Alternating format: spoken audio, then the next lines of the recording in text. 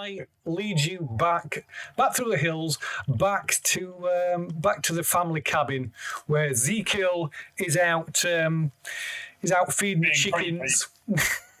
He's a fine, well-adjusted young man.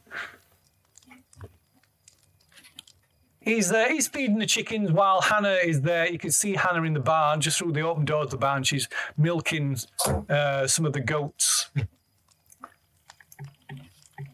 And Levi calls out to them, greeting them, informing that you've returned. Is there a smell of any food on the stove? No, not as yet. I wouldn't say so. You can see there's smoke coming from the chimney stack, but as you approach the cabin, there's no sign of food. In fact, Levi probably calls out to Hannah again to hurry her along to make sure that she's not forgotten her wifely duties of making sure there's food for the men on the table. Well, if she's feeding the goats, I'll go and give Black Billet a good head rub, just to keep on his good side. Is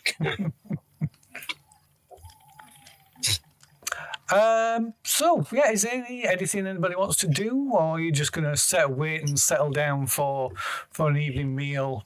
So, it's been a couple of refills. Did the woman at the river give her any name or any indication or anything? It was nothing. No, she didn't. She didn't. I believe she didn't speak or anything, did she? I don't believe. No. I think she just went. Yeah, she may. Yeah. Shot her in the head. But the other one. There's two, and there's one in the woods and there's one down by the river. Yeah. So they were spotted by different people, weren't they? Yeah. Maybe met the one in the woods and decided to fill her full of lead. Yeah. And maybe in a sensitive soul didn't take well. Ran away, yeah, because don't like people. That is very common sense. Well, don't just shoot people as civilized society, you know what I mean? So we'll probably have to talk about that while we're waiting for dinner. Yeah. What on earth were you thinking, man? If they were in the woods, she's coming up for me. Some crazy ass woman, a wild woman in the woods. It's not good, but you don't sneak up on a man like that. Especially when you see he's carrying. I met some shady murderers in my time, and they all come up with the same old story. Yeah, you weren't here. And then she just come out with a face full of grave and a whale like hell. Where she came from? Yeah, but bullets inside her, was that a good idea? Is that poor woman dies? She might have been friendly. She did not bleed of the Lord on the cross, but the wounds were black and darkened. But you only found that out after you'd shot her? I had a sense. I had a sense of the Lord. Irrespective of that, irrespective, she did not bleed. She was not alive. Again, probably not alive now. With bullets in her, that tends to unalive people. Well, it's going to have that effect. I'm sure it was a mercy killing. She looked. Well, she looked like she was almost dead anyway. It was a kindness. I did a kindness, I tell you. That's not an excuse. Oh, so if somebody has a cold one day, then you do a kindness? Is that the way you operate? No, I had a horse, and the horse broke its leg, and I was 50 miles out from the nearest vet. So what was I man to do? I had to take my gun. I think this guy just shooting things. I think that's his problem. Yeah. Don't cough anywhere near him; he'll shoot you dead. Or stand in front of him, or behind him. Or say, hello, would you like a drink? Pew, pew. Yeah, I just find myself edging just slightly away. from the crazy man and decide not to make eye contact for the rest of the evening. So when he said he just knows about rocks, it turns out he knows about rocks and killing people. Mm. Well, okay, so it becomes apparent that there is some similarities between the descriptions of this woman that was seen by both parties. Barring the eyeless sockets, but the general appearance seems to be similar, which may be coincidence, of course. Throughout this, while Hannah returns at some point during the course of this conversation, along with Ezekiel, who takes his usual spot and returns to his sullen carving, whittling of this piece of wood, which appears to be taking shape into looks like possibly like a stag or something. It appears quite talented, actually. And Levi again tells you that stories of how ancient this landscape is, and he wouldn't be surprised to learn that there are spirits of people long past wandering these hills. Not that he claims not to have witnessed anything like that himself. He's had on occasion heard strange noises and seen. And how long has your family been in this area, Mr. Levi? We have been here, 15, 16 years now. It's just the three. A mere blink in the eye of the history of the place. Certainly the Abenaki were here for much longer. Has Hannah seen anything? Any strange women coming out of ponds?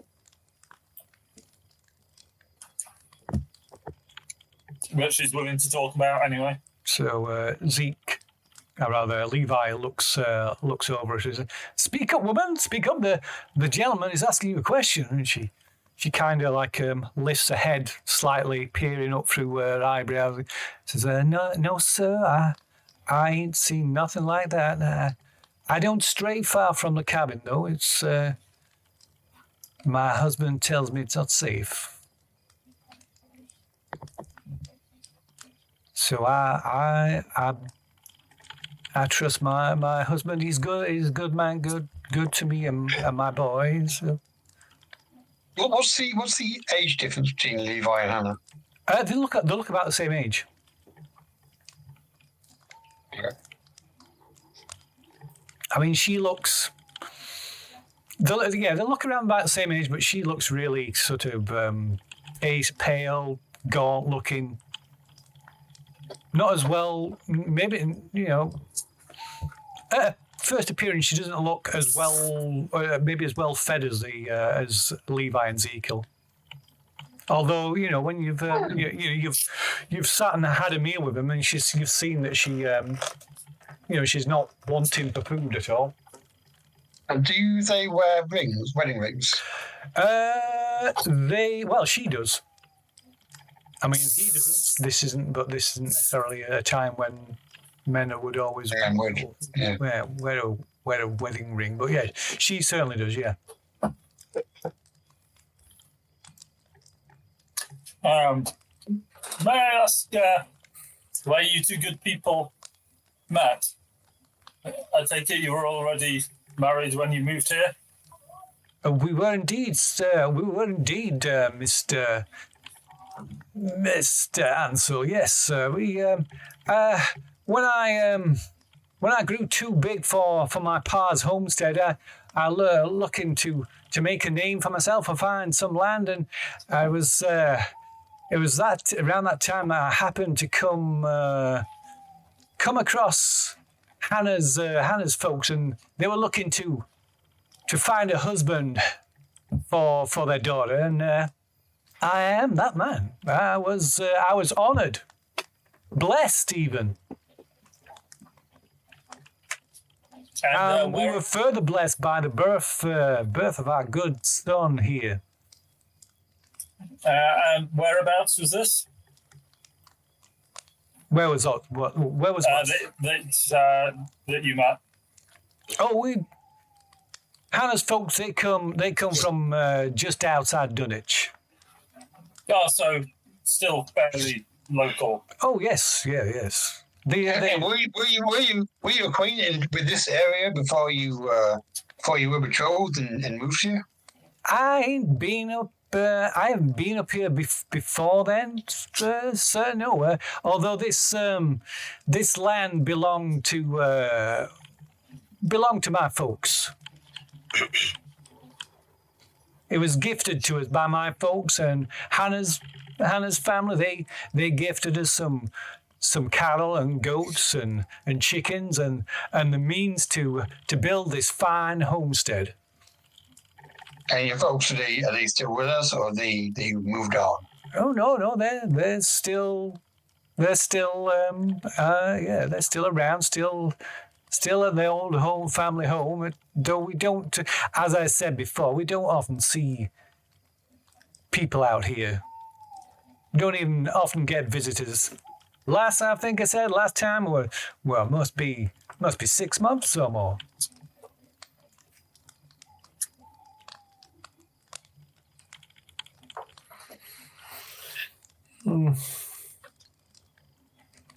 Well, I mean, what victuals does Hannah have for us tonight?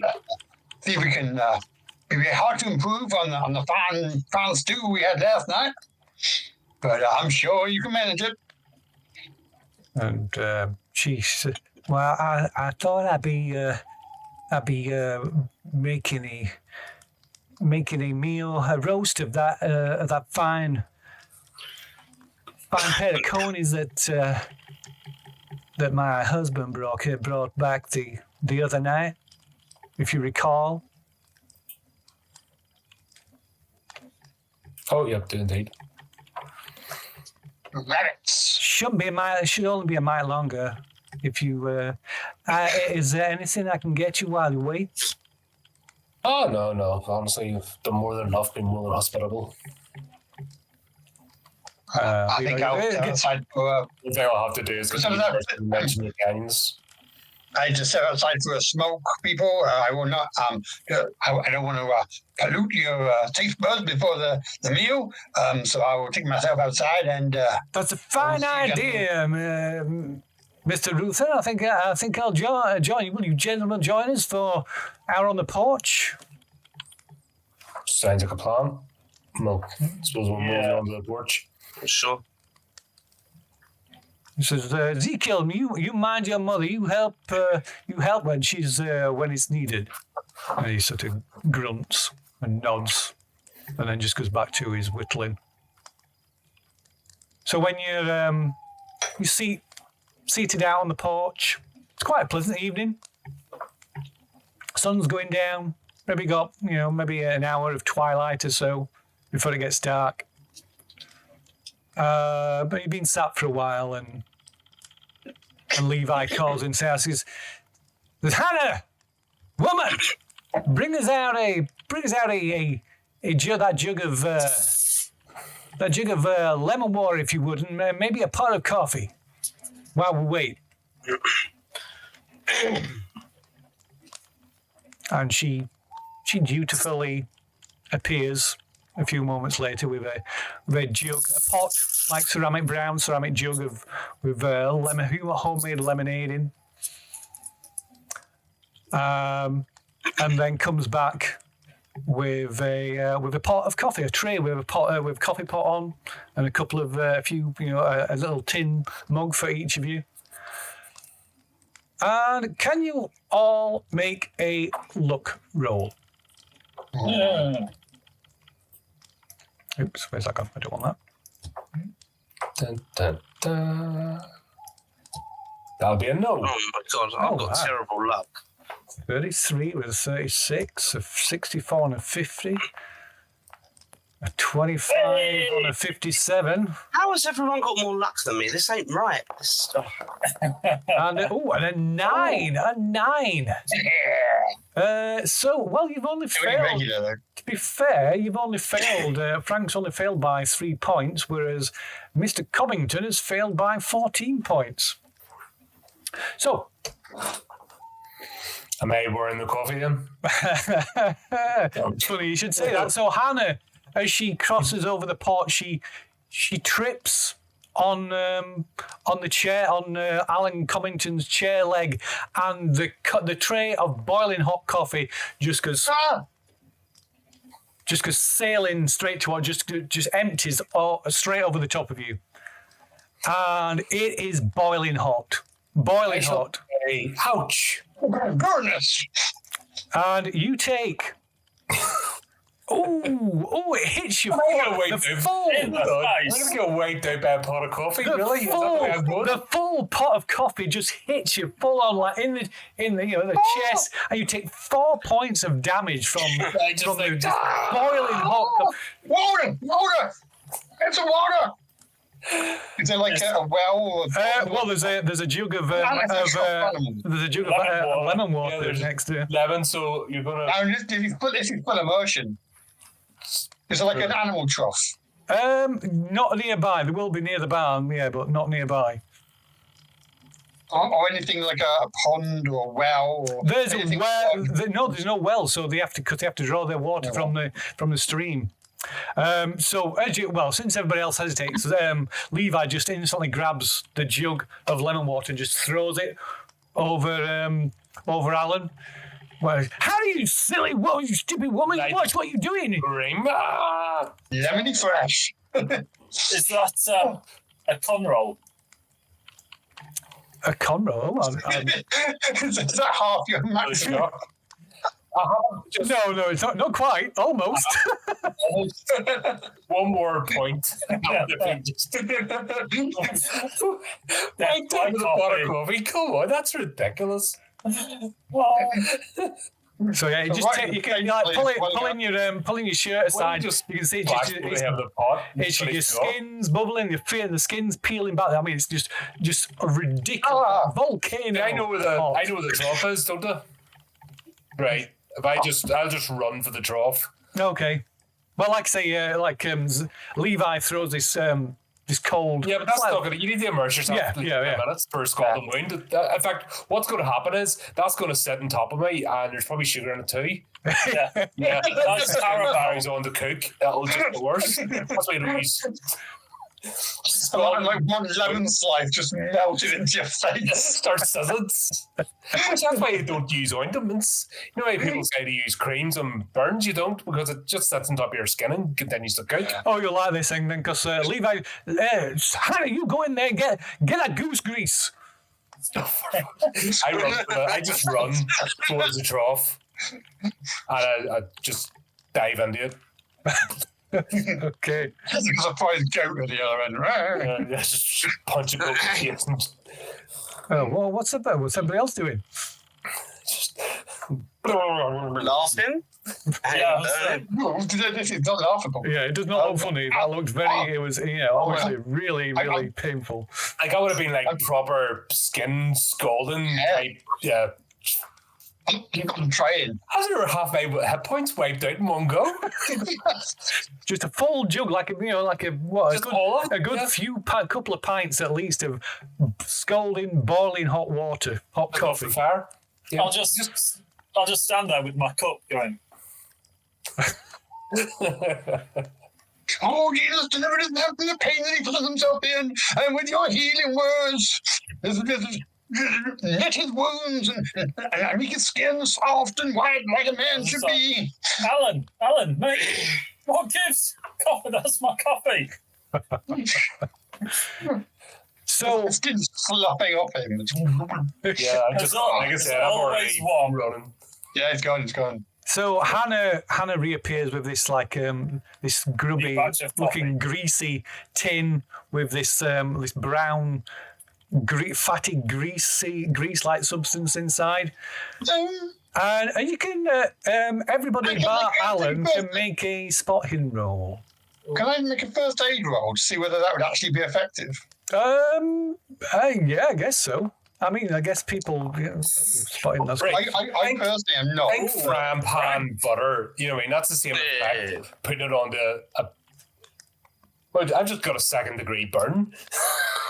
I mean, I think people around that time certainly thought it. I mean, you know, right? Probably quite until relatively recently. I think people generally did that kind of thing, put Vaseline and things on burns. Yeah. So yeah. Not while they're still bubbling away. Once it actually cools down a bit, you put it on the blister. No, it's a dry dressing. You know, you have to keep it. But no, that was the worst thing you do is put creams in. Oh yeah, but yeah. No, I know it. I know that would be the modern fat on the it's gonna. The modern way. That would be the modern way, but yeah, I think it was generally. Yeah, I think it was generally. Yeah. That's why people only lived to like they were 30.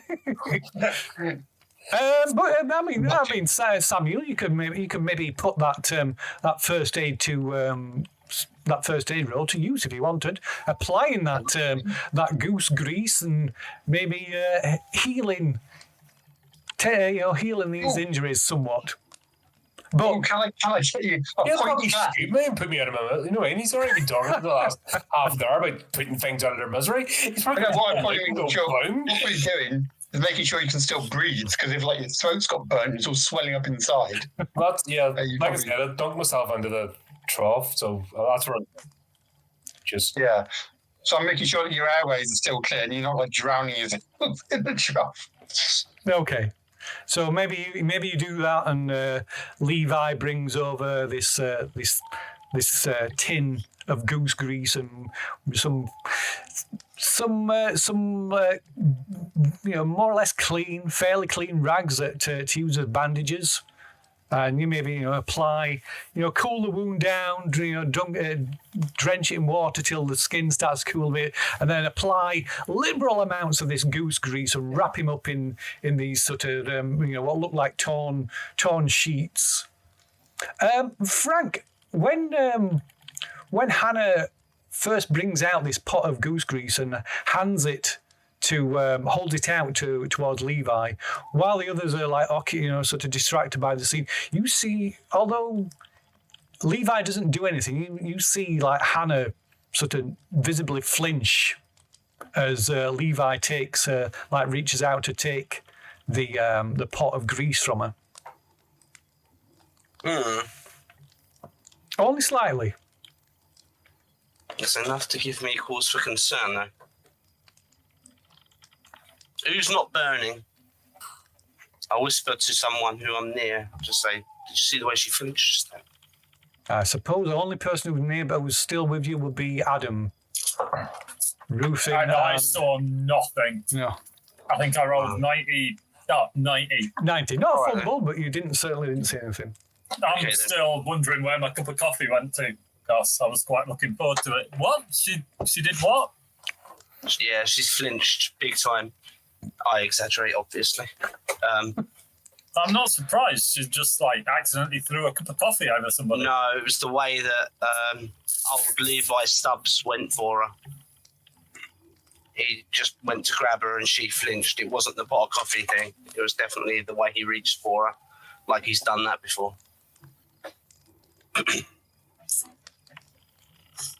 I don't trust this guy. Don't trust him at all.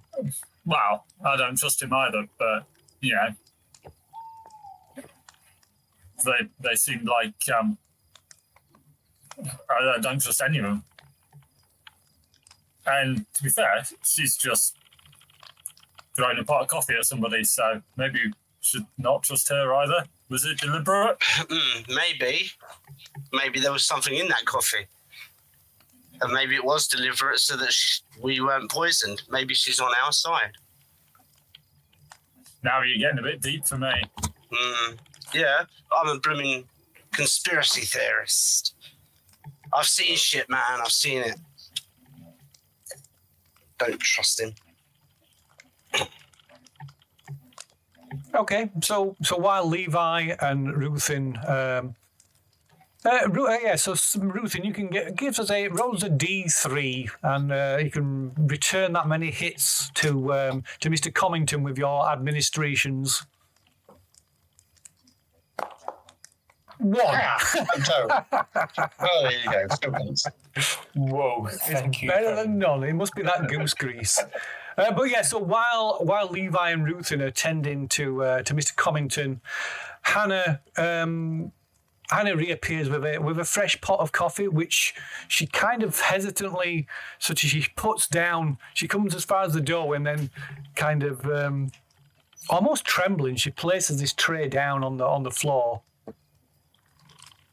and then kind of like meekly kind of walks past you, like bowing her head in almost a submissive fashion, and sort of hobbles over towards the to where her husband and Mr. Ruthin are tending to Mr. Comington.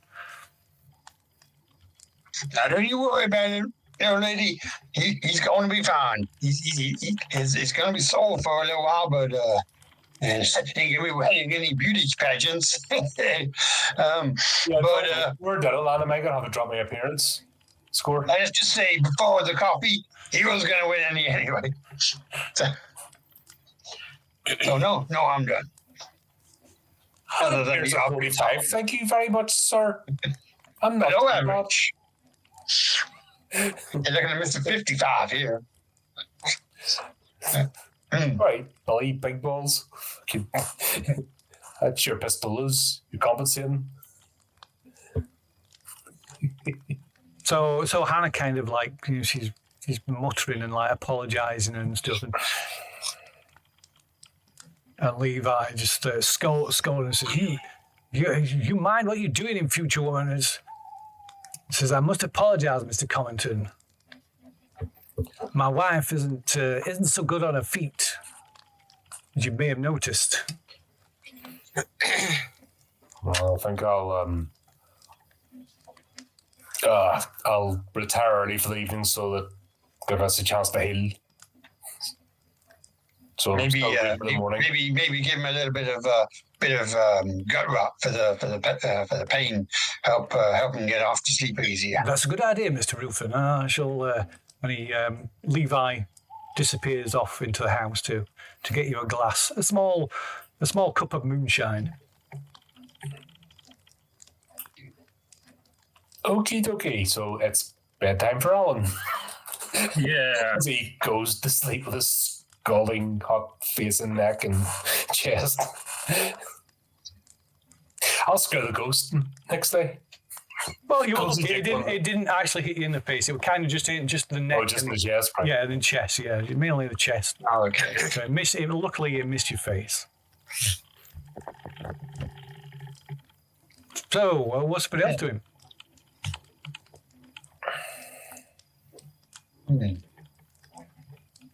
I'll go over to the other two. Now, gentlemen, I know what you're thinking, but it ain't on us to interfere about the way a marriage is run. You know, sometimes folks just find their own way, and sometimes those ways spread over, and sometimes they're ways we approve of, and sometimes they're ways we don't approve of. But we are here as Levi's guests, and it would be impolite to try to intervene in what we may perceive to be unconventional ways. Well, I'm just like young shotter already. Can you shoot him before you shoot her, please? Actually, shoot the kid because he's really creeping me out.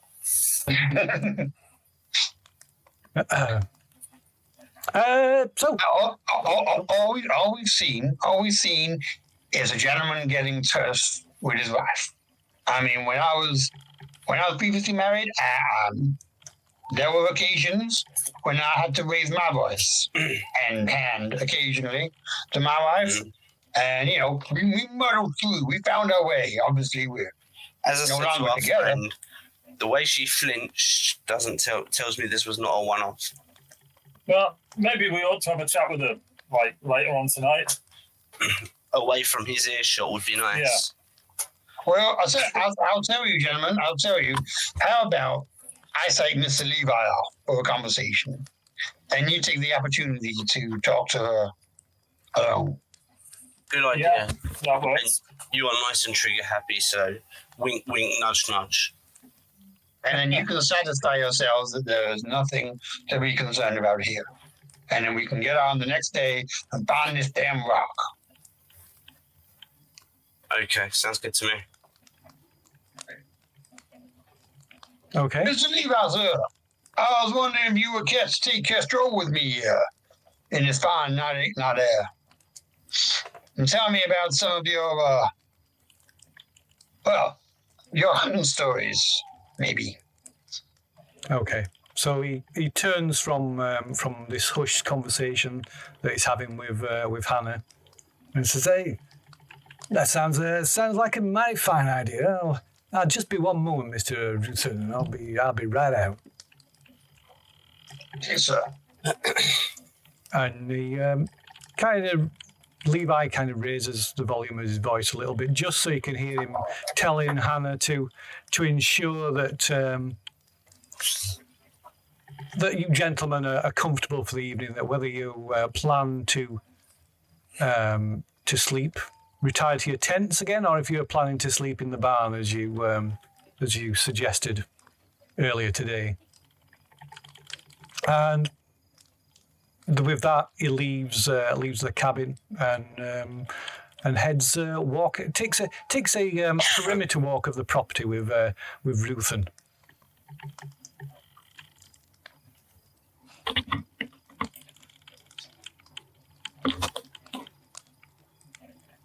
Happy to hand yield the floor to you guys.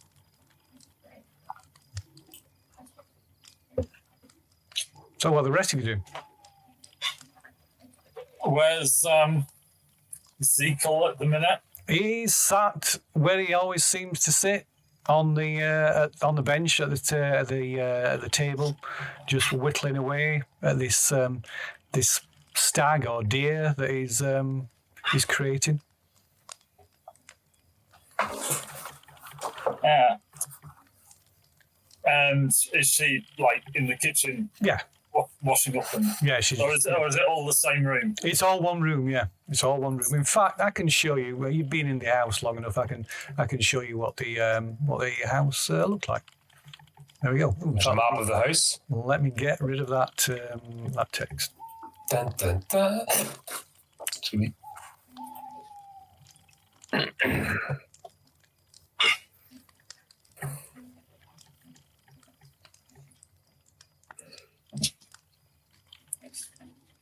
Yeah.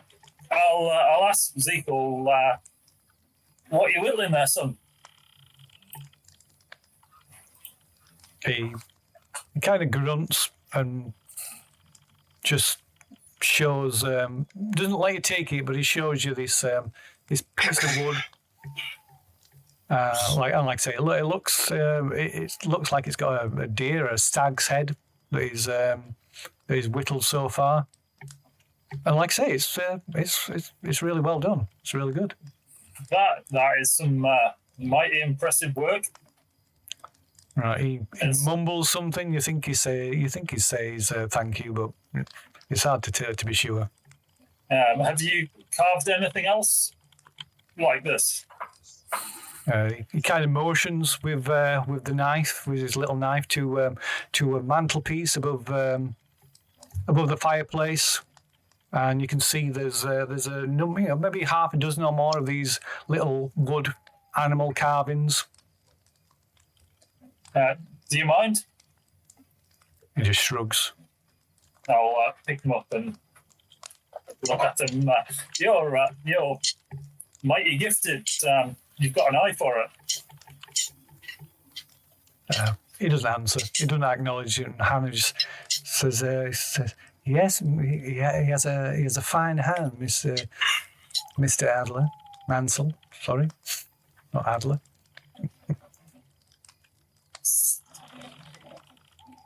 Find hand and eye for it. So earlier we were. I don't know if Ezekiel has seen any. Still really spooked by what we saw in the woods out there with campfires that seemed to be smoking, and then when we got there, we're all covered in moss and lichen. Seemed to be a very strange place. So you, has your son seen anything such? I know you said you don't go far from the cabin. Well, not that I know, Mr. Ansel. He goes.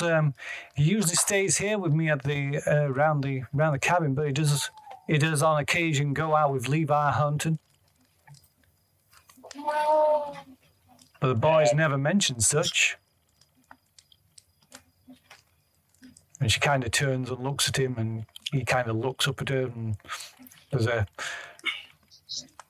a pause, there's a kind of look at each other, don't say anything, and then Ezekiel just looks back down at his carving, and she turns away. And last night we heard some strange noises and footsteps round our tent that I'm sure wasn't yourself or your good husband. Oh, sometimes the wildlife tends to wander around. I wouldn't worry yourself too much. It's probably quite different from. It's quite different out here. Lots of different things and to see and hear when you're used to living in the city. I'm sure this is true. Although you did seem quite tense earlier with your husband. My husband's a fine, upstanding gentleman, so I'm afraid I don't follow. I just wondered if there was anything happening around here that might make you worried for yourself with neighbours or. She just closer to home. She just shakes her head and turns back to the pots. Continues scrubbing the pots. You can make a psychology roll though.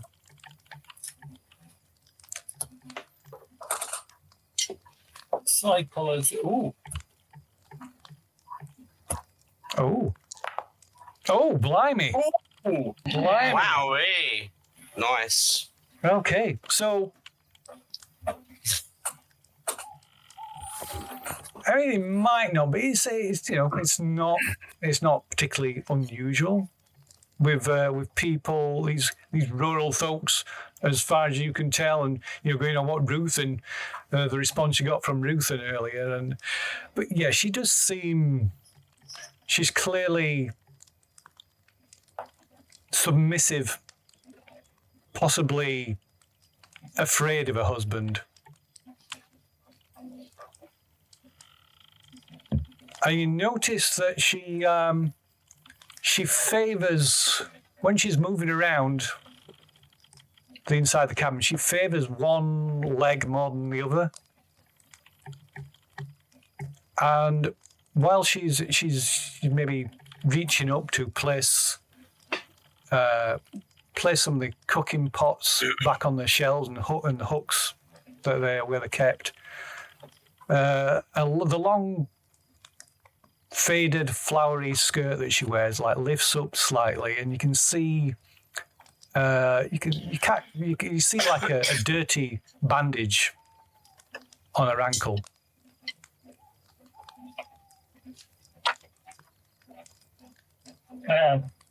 Is your leg okay there? I see you favouring it.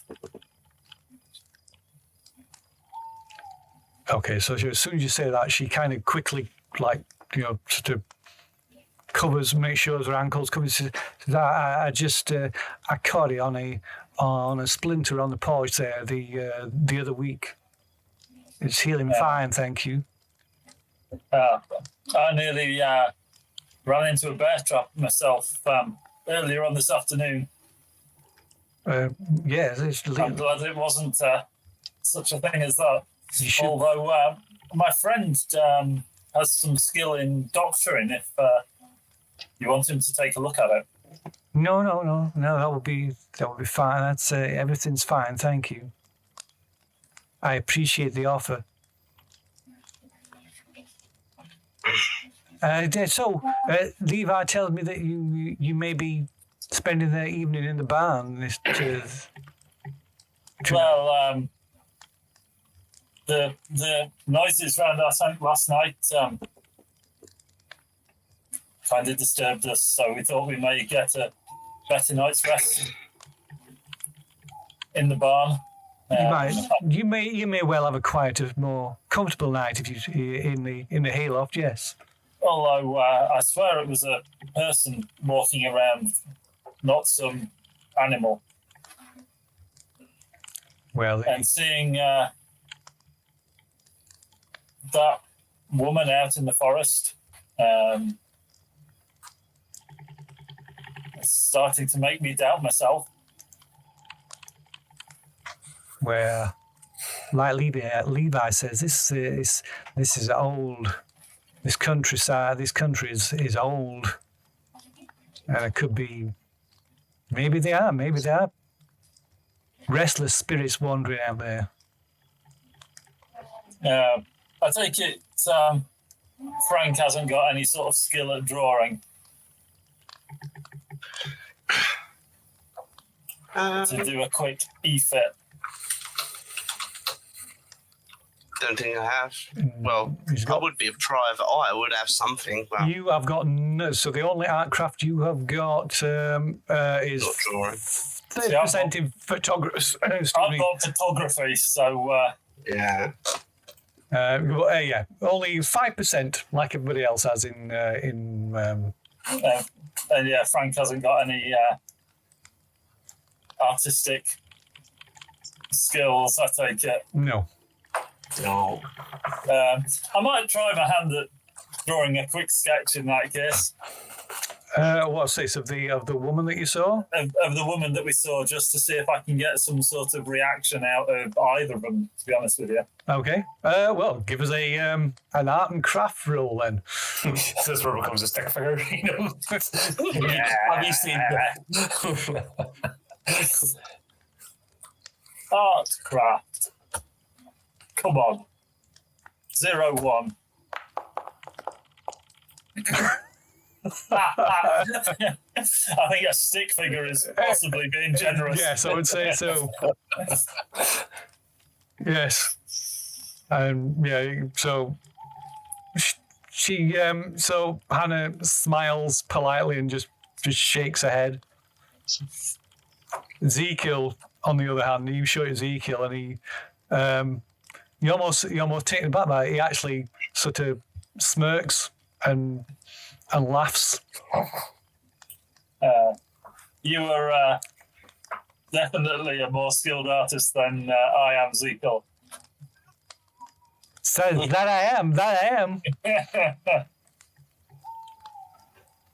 I'd ask you to show me how to whittle, but I'm scared I'd cut my own thumbs off. Right, it's at that comment, his kind of face goes a little solemn and dark, and he just his eyes drop back to concentrate on his whittling. Oh, okay. Not quite the reaction I was expecting there.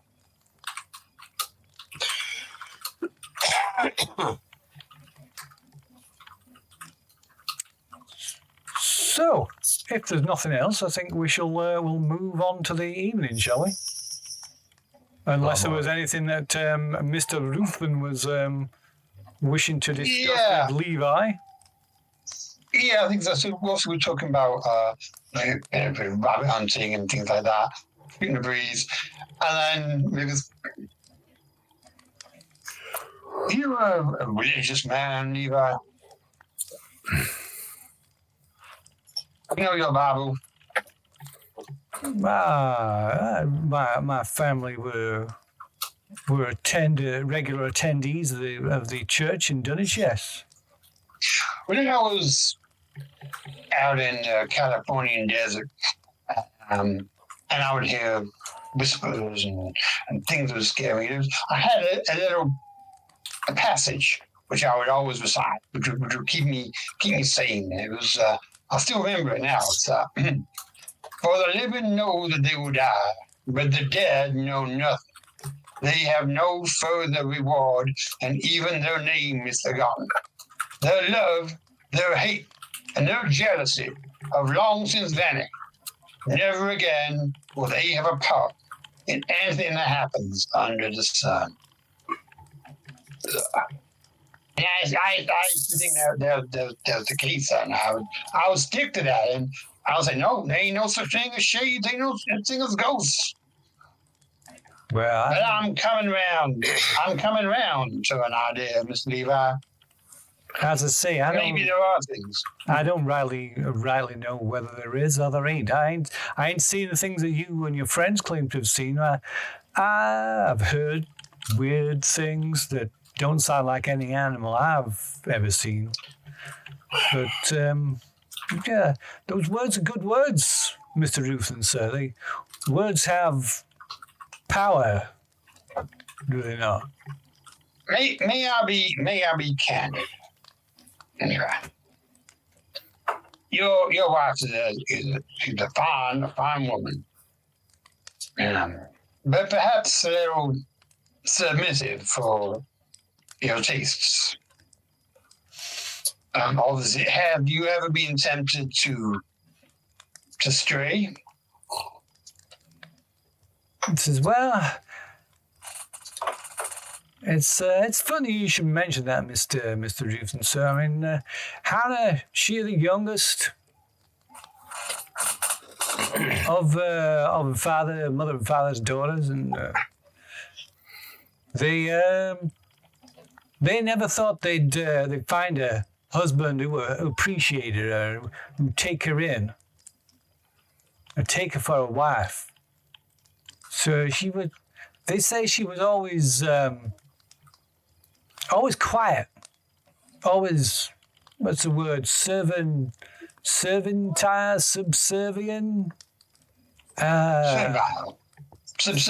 either of those. Yeah, something along those like that. Yeah.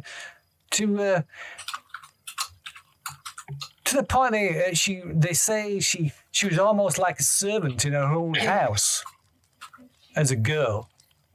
So I don't know. I think I managed to bring her out of her shell somewhat, but yeah, it's. I'm afraid that's part of nature.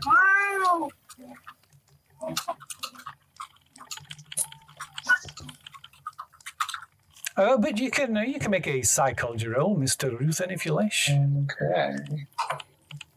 I'm not very good at psychology.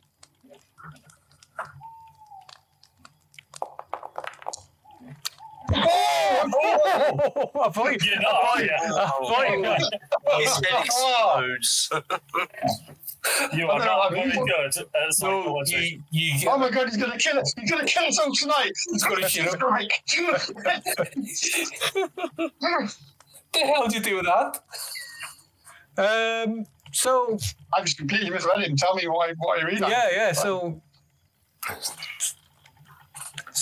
yeah, it was this speaking. I was speaking of his wife. It's almost as if he's taking a wife as just as an obligation, like almost as if he feels an obligation. That's what's expected to take a wife, to have a family, and his eyes linger on you for perhaps longer than you feel is comfortable. I wish I knew how to quit. You sure got a pretty month there, boy. I think we've been out there long enough. You're the one who invited them for the romantic walk. You know what I mean? Don't back out now. Time to go in. I need to hit the outhouse. I says, if you'll excuse me then, Mr. Ruthen, I have some evening chores to attend to. And he indeed. I'll see you in you're better than Stray, you know. And he nods and smiles at you, maybe making you even more uncomfortable. And then he heads off, heading off past the barn. You can make an idea roll, though. Okay. We do better on this one, that one. An intelligence roll. Yep. You get any of that? Oh, you've got my dice tonight. You can push it if you Not a wish. fumble, No, it's not a fumble. Oh, You can push it. I presume you don't want to spend luck on that. No. You can, of course, push it if you wish. Oh, I'll just get the wrong idea again. Go on then. Oh my god! So, This has the. what terrible idea do I come up with? So as he just before he disappears round the side of the barn, Levi glances back, looks over his shoulder, and you could swear he smiles almost suggestively at you, lingering briefly before disappearing outside.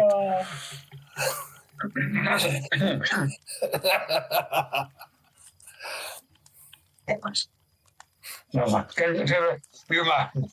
friends. Yeah, I know you don't get out much, but I think it's bold. Grab your coat. You will be squealing later on. That's what I want to do. That's what I want to do that evening. He's going to be Big Spoon. So, with a little bump and ride. so you're returning to the cabin, Mr. Ruthen? Yes. And the barn and barricade myself in. Okay, yeah. So is there anything else everybody's doing? Or should we move to the evening? Okay. Yeah. Right. Very well then. So Hannah makes make sure you're settled in to the barn. She helps you move whatever you require from maybe your sleeping bags or the bedding from your tents. She brings you a kerosene lantern from the house, from the cabin, and just generally make sure that you're all comfortable. And she shows you that you can bar the door to the barn from the inside. There's no like you were told before. There's no lock on the outside, but you can bar it from the inside if you require. And there's a kind of mezzanine floor. The hayloft doesn't run the entire length of the barn. It's just like maybe a third near there's like a sort of shutter door where the bale, hay bales and whatever else can be hoisted up into the loft, which again can be closed and barred from the inside. So you're settling down. The light, last of the light has faded.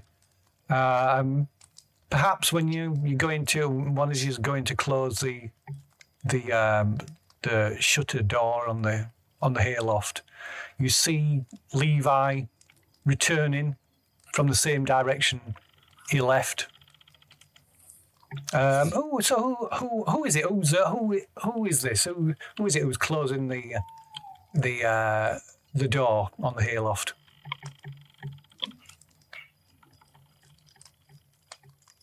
I'm in the tent. I'm in the tent.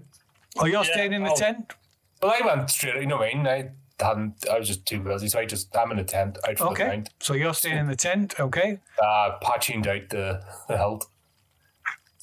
And try and get ahead of him back. I don't want to. I don't want to. Trousers is probably staying well out of sight. Yeah, I look at him to look He's at not me. playing the ABL. No idea. I'll lock up for the night. Yeah, I was going to Okay. go back to the tent and Actually, help grab a up couple. and go back to the tent. Oh, so Frank, you're staying in the tent as well, aren't you?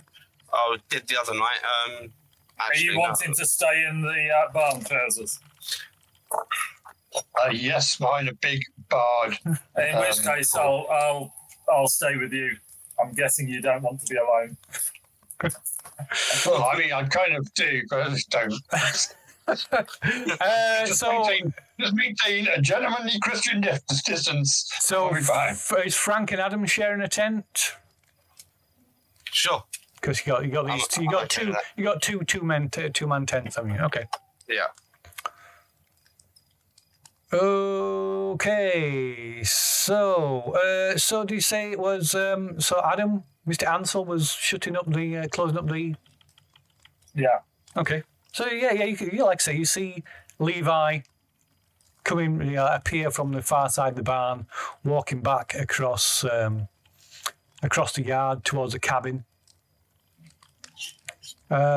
Looks like he's muttering something to himself, but he's too far away for you to, have any chance of hearing what he's saying. Now you can make an idea roll though.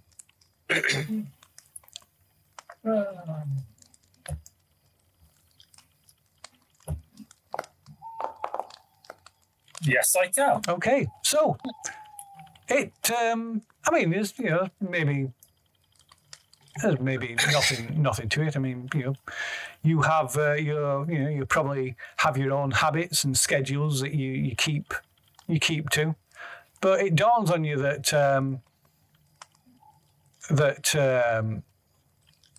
this is about the same time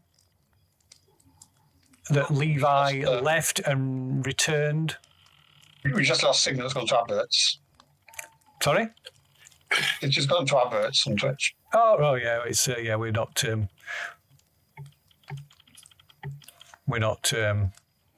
if people are subscribed, they get to see get to ignore the adverts. So we just carry on. We always do. So yeah, like I say, it strikes you that Levi has left and returned to the cabin at the same time as he did the previous night. Although the only difference being that this time he's not carrying any game. Like yesterday evening, he returned with a couple of rabbits. This time he comes back empty-handed. I'll wave to him and no joy with the rabbits tonight, Levi. And he looks up, sees you, and kind of waves. He doesn't respond, though, in any other way, and he just heads over to the house. Something else that dawns on you as well. You've never seen him use the outhouse. I mean, it's not a pleasant thing to visit. It's kind of, I mean, you obviously used it while you've been here. It's kind of ramshackle. It's essentially just a really sort of roughly cobbled together hut, little hut. That's essentially like I say, it's this little hut essentially put over a hole in the floor, dug in the floor. Are you seeing? Ezekiel and Hannah and yourselves. You've seen everybody use it, but apart from Levi, you've never seen Levi use it. I'm guessing he shits in the wood. There's a bear shit in the woods. Is it still light? No, it's dark. So it's dark when he comes back. I don't really want to be wandering around in the woods on my own.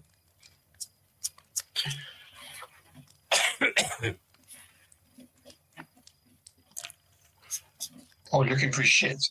It's try shit out. It's on shit when other people around. Okay, so So Frank, maybe in fact you're just returning from the outhouse yourself. You're just coming out of the outhouse when you see Levi returning, and he doesn't see you. You just see, but you catch sight of him as he crosses the yard and onto the porch and in through the front door. Light briefly floods out onto the yard as he opens the door and then closes it. Before you head back to your tent, climb inside, and you can make a luck roll. Oh, God.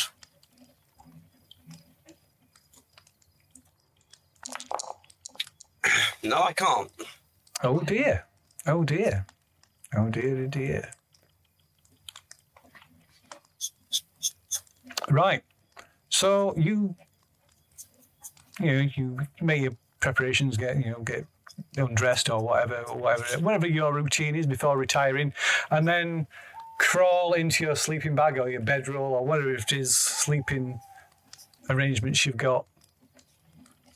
And as you stretch your legs out, your feet touch something cold, scaly, curled at the bottom of your bed, your sleeping area.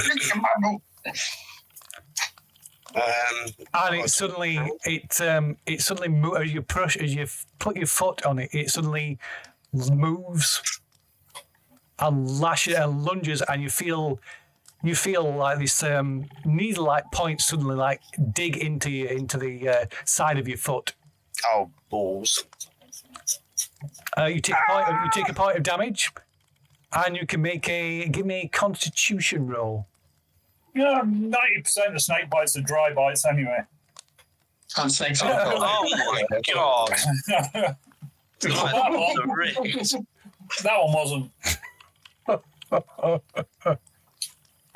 Okay. So. What is going on with these rolls tonight? They're ridiculous. So, Mr. Comington, you are woken by a sudden panicked, pained shriek from Mr. McGee at the side of you. I sort of get up. What? I've been bitten. I'm in a lot of pain. Be careful. I think it's still in here, whatever it was. So as it says this, you see this you can't make out the colour. It's going, obviously it's almost pretty completely pitch black, but you just see the tail end of a snake as it slithers out underneath the edge of the tent. I'm in trouble. And you can see Rank is clutching his foot. There's a small trickle of blood, but you can see his foot is already swelling up, and there's the black. It's like the skin's going black around the bite. Right. I'll Timo got a lantern in here, a light lantern of some sort. I would imagine so. Get that. Yeah, get that lit. A lantern or a torch. You probably. I mean, there's lanterns in the house. You've probably brought a torch, flashlights with you. Yeah, but it's a big tent, isn't it? So it would be enough for him. It's not a. I think we established this last week. It's not like a force 10 tent. It's a big canvas thing. So yeah. So there's enough room for you. Just about. You have to stay. You can stand if you kind of like sort of. Like gas lantern, like dangling from the top. Yeah. It's all. Yeah. Yeah. If you do wish. that, and then I shall attempt this first aid roll then. See if I okay. know what to do. Oh God, he's gonna chew your foot off. Your foot's off, mate. Give it a crack. Why not? Oh God. So. Push it. So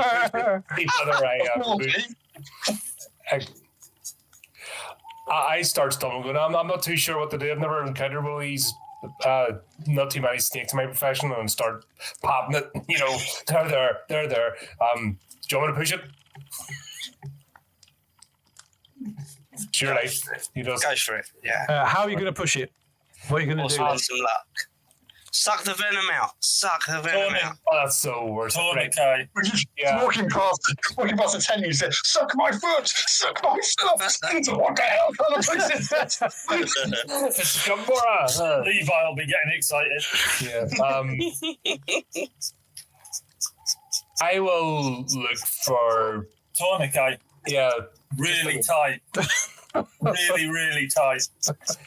Yeah, I think about the poison It's getting gonna up work, there, guys. I don't know where exactly to apply it, so it'll either be normally Round we'd roll- the neck, usually.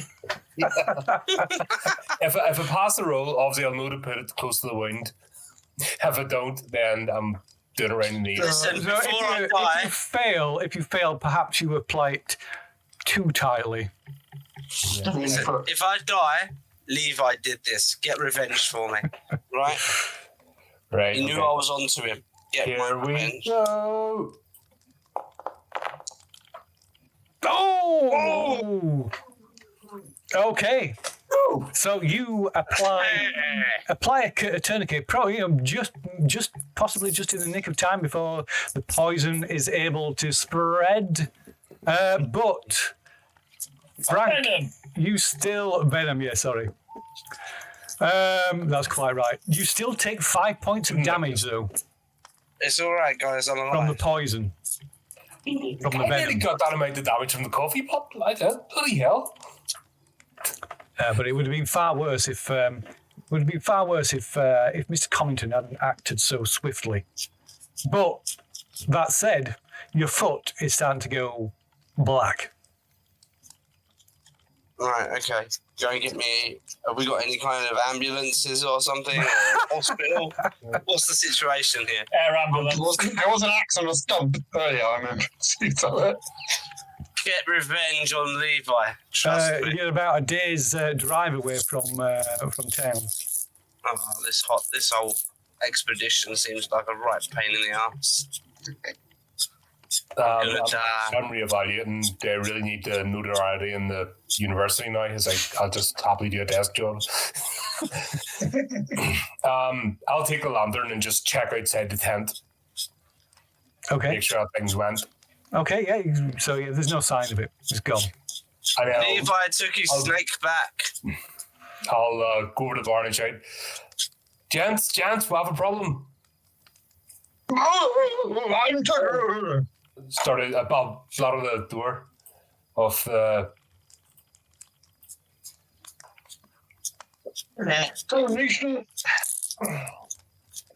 I said, Frank's been bit by a snake. I don't know what to do. Did you suck the poison out? No, I put a tourniquet on it. Yeah, what's the unknown snake bites? Come on.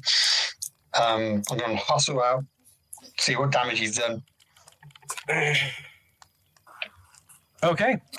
So yeah, you can see Alan has quite skillfully applied a tourniquet to just above his ankle, but just above Frank's ankle. But Okay, you planning on taking the foot off? That's the only thing I knew what to do. I'm like, and I'm like, barely. Does it look like it's still lanceable? maybe.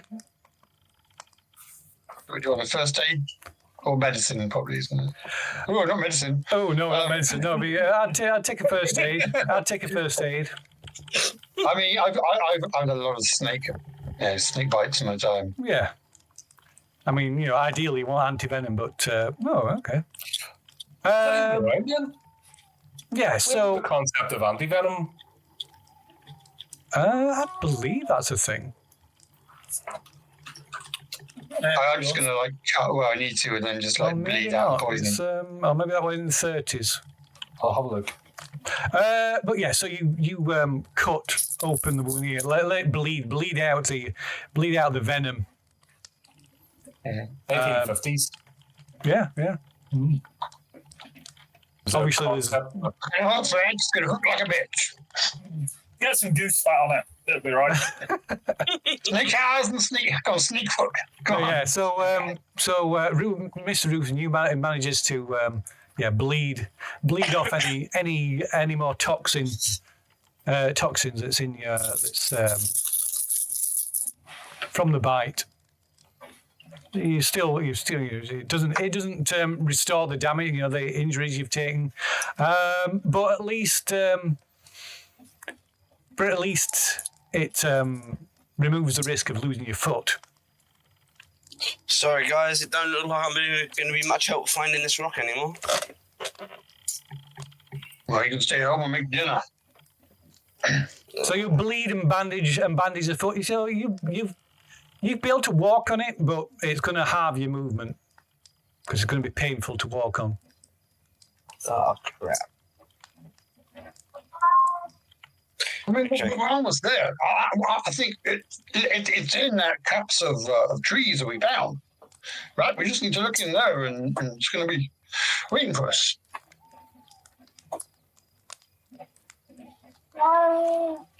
Right. So at this point, the door to the cabin opens, and you see the big silhouette of Levi in the doorway, holding a lantern up and calling out, "Is you folks okay out there? We heard the commotion." Mr. McGee got bitten by a snake. Right, and he comes running over. I know how to handle snake bites, so I think the worst of it's over. But everyone just be careful where you lays. I'm so sorry, Mr. McGee. It's my fault. I should have warned you folks about the timber rattlers. They do take kindly to curling up where it's nice and warm. I should have warned you to check your tents before bedding down for the night.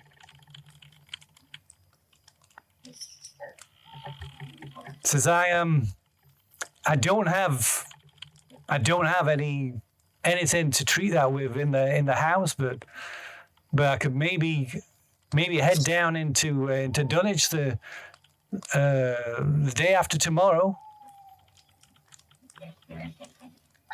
Gentlemen, I'm not a quitter. I'm not a coward. But I think we should probably call this a day. I don't think we're going to achieve what we set out to do. I think if it's landed there, it's going to wait for the next group. We can report our findings. A better equipped crew can come out and pick up where we left off. But I don't think I gingerly touch my chest and say, I think I'm with you on that one. As much as I hate the field expedition, I think this is a bust. We've just hit disaster. Mr. McGee, Because technically we're Americans, so this isn't a British expedition where we just go on to death. So we can't do that. So because we're not British expeditioners, we're not just going to go steaming on ahead for the sake of it. As much as our ancestors are screaming at us to do that, we're playing others. Well, yeah, it's not going any place, isn't the rock? We know where it is. Yeah, I think for the sake of that foot, I think we ought to get you to a hospital. And you too as well, Alan. Well, gentlemen, tis almost as if this rock were telling us they don't want finding. You think on you? No, who are we to deny a rock? I think we rest tonight, and then first thing in the morning, we say our goodbyes and return to the city. Well, as you see fit, gentlemen. It would be a shame to see you go. We will return. We can always come back for a visit and pay our compliments. You've been most generous and very hospitable, which more than what we deserve for a random group of people on a crazy quest for a university. Well, I'm sure we will be back, or some of our colleagues will, but I would like to see this thing through to the end. I mean, there is a hospital in Dunwich, isn't there? Oh no, sir. There's no hospital in Dunwich. The nearest hospital is in Arkham. Okay. We got enough gas to get back? Yeah, we'll have brought enough. Yeah. Or at least to get us to a petrol station on the way. I don't want in here annoying me.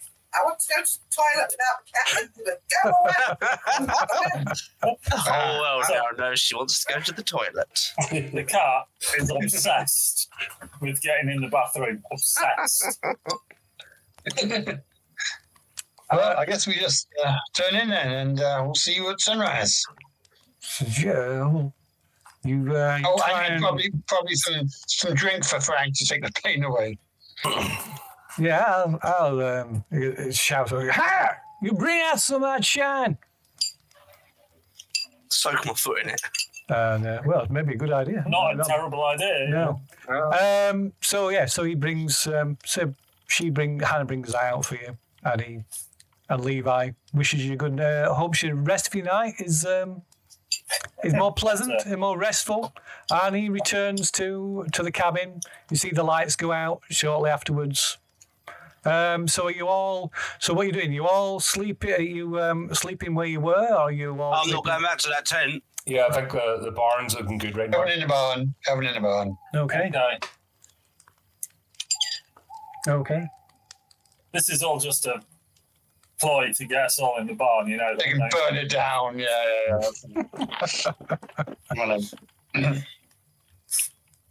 Okay. Right then. So, well, you eventually managed to get off to sleep. Maybe not the best night's sleep. I think, well, who's actually left of the walking wounded? Me and Trousers, I guess. I think we ought to take it in turns to watch. Setting a watch. That's not a sign of paranoia at all. We're barricaded in. We've got like a massive bar across the door. No one gets in unless we want them to. Can we get out? Yeah, but you have to move the bar. Would, Was there a barricade on the outside as well? No, it can't be locked from the outside. There you go. But for whatever reason, you can only lock yourself into a barn so you're not disturbed by other people. It seems a bit weird, but yeah. It's so the cows can make sure that Yeah, it can be open from the outside. It's just that the bar drops down on the inside. Okay. Well, I can't stay up all night on my own, but I think we ought to. With my pain, I don't think I'll be getting much sleep, to be honest. But so I'll be able to help out. Keep an eye out. Mm.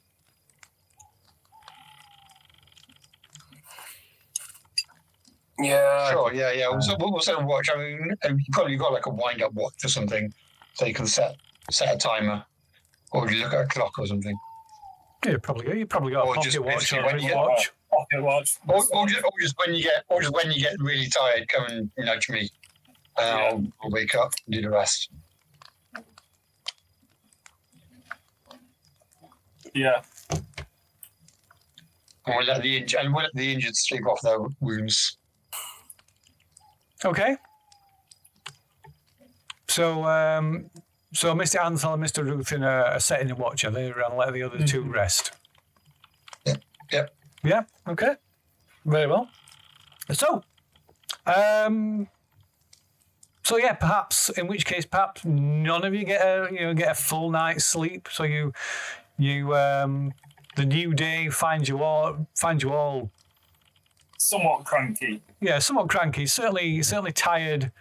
Not fully alert, perhaps. Or then driving ahead of us. Probably wasn't a great idea.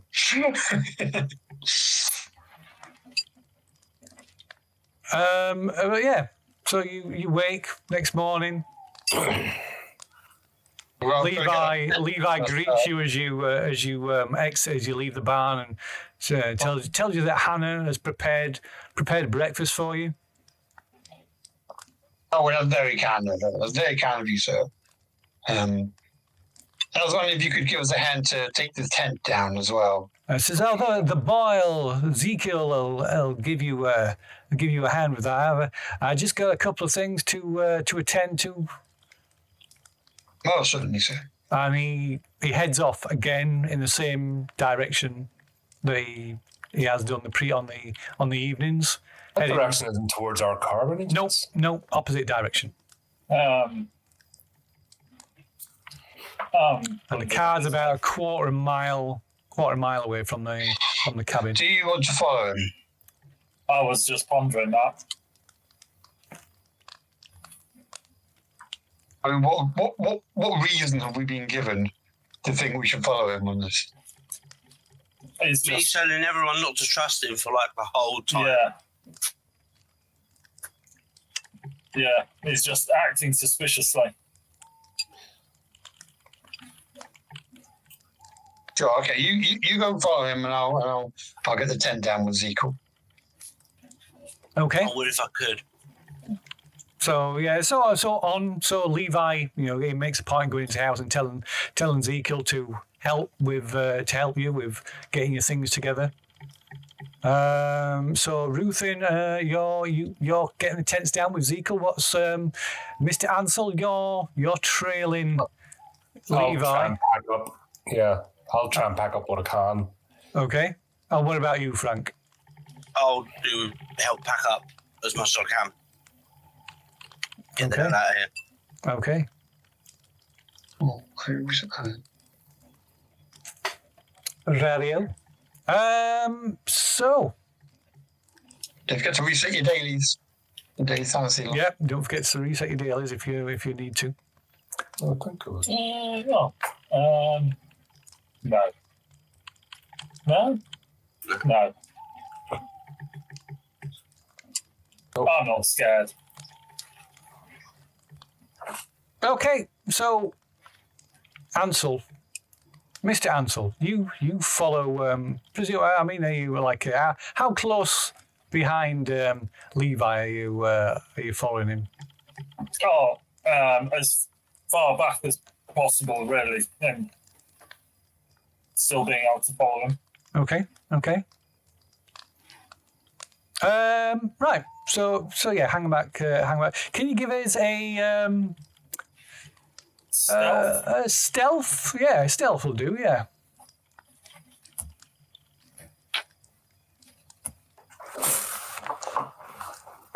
Oh. 68. Should I push it? You can push it or you can spend luck. It's up to you. If you're going to push it, tell me how you're going to push it. I'm going to go like this. Oh, I can't see you. Go like what? If you fail it, he's going to see you, and you're going to hurt yourself by jumping. Oh, what you're gonna try and pick up the pace and try and catch him up?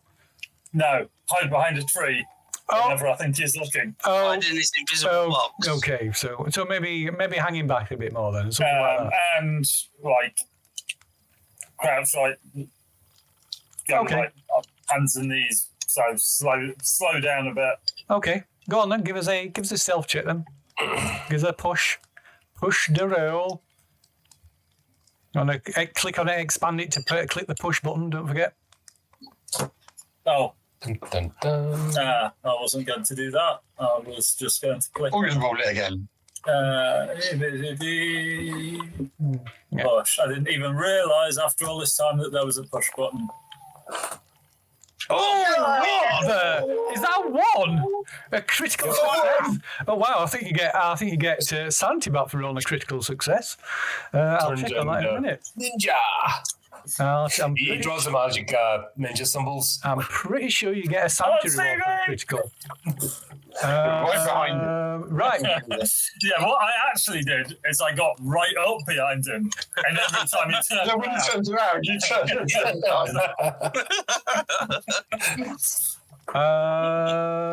right, I'll check on that in a moment. It's not too. We don't need to know, but yeah, I'm pretty sure you get a sanity reward for a critical success. Right, so yeah, you you manage to stay quite close to him. But it's easy. It's made especially easy by the fact that Levi seems to be following a well-worn trail that's clear. It's easy. Even you can, this looks like it's been trod on a regular basis for a long time.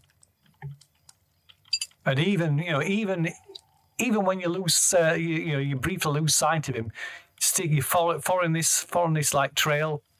You always manage to catch up with him again. Probably more importantly, I'm not likely to tread on any bear traps. No. Well, this is true. Yeah. So it's you presume that means it's a safe route as well. But yeah, you follow him out away from the cabin, and he takes a route, skirting around the bottom of the hills, and he's taking a quite direct route, avoiding any like obstacles that would slow your progress, and you quickly cover a surprising amount of ground. Like I say, he's taking a like a roundabout route, but one that avoids any obstacles. And it seems that you're heading towards the escarpment. And as you get further away, it picks up. It never starts running or anything, but it picks up the pace to a like brisk walk, walking with some level of determination. Intent. So meanwhile, Ezekiel is helping. Yes. So Ezekiel's helping you pack away these tents. He's not a great deal of use. He doesn't really seem to know what to do, and he's even with just hold your rope, boy. Even with instruction, he's you can see his heart's not really in it, and he's perhaps even more of a hindrance than a help. But while that's going off, what is Mr. Comington and Mr. McGee doing? Well, we were sort of going to pack up and start ferrying stuff down to the car. Okay. So, I didn't make it easy to be carrying a lot. No, but I'm going to lift what I can, so whatever I can carry in my hands, I completely kill myself and just walk down to load up the car. Okay. Is this where I find out it's been wrecked? No, you get to the car. It's fine. It's fine. It's a bit dusty and dirty from being stood there, but it looks fine. Okie dokie. So do this as many times to have everything in, and obviously the temp being the last thing. Okay. Waiting for it. So yeah, I guess I think we're getting away clean and we're waiting for it, just so you know. So I guess we're being quiet. I guess between you, it's even with Ezekiel's less than enthusiastic help, you get all your tents and your gear all packed away and ferried down to the car. And maybe takes you an hour or so. Because you're limited with how much Mr. Comington can carry, and Frank can't really carry anything. So meanwhile, Mr. Ansel. Yeah, I'm beginning to regret coming on my own. So Levi is definitely heading towards the escarpment. In fact, you're quite soon.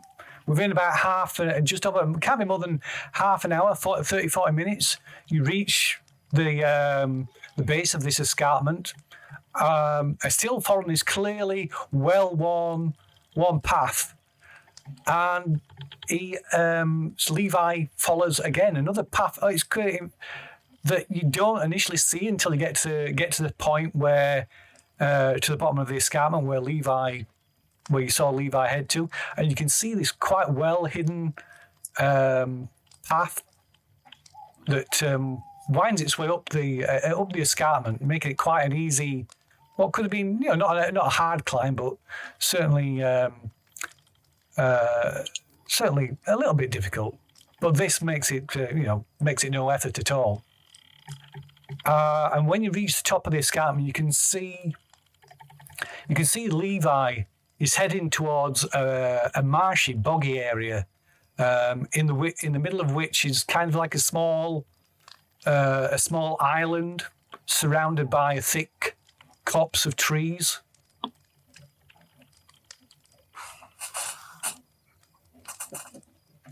Okay.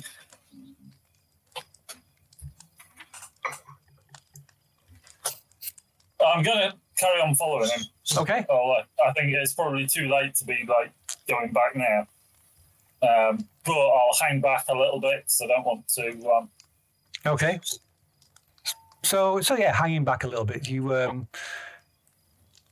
This area is quite open. You can clearly see him, even though he's still following this clear, well-worn path. But the terrain is much more open, so you can see him quite clearly until he you can see he picks his way carefully, obviously across this bog, this area of bogland. He clearly knows an easy, safe path across this bog, and then you lose sight of him as he disappears into the tree line. And you about the time that you reach the edge of this bog,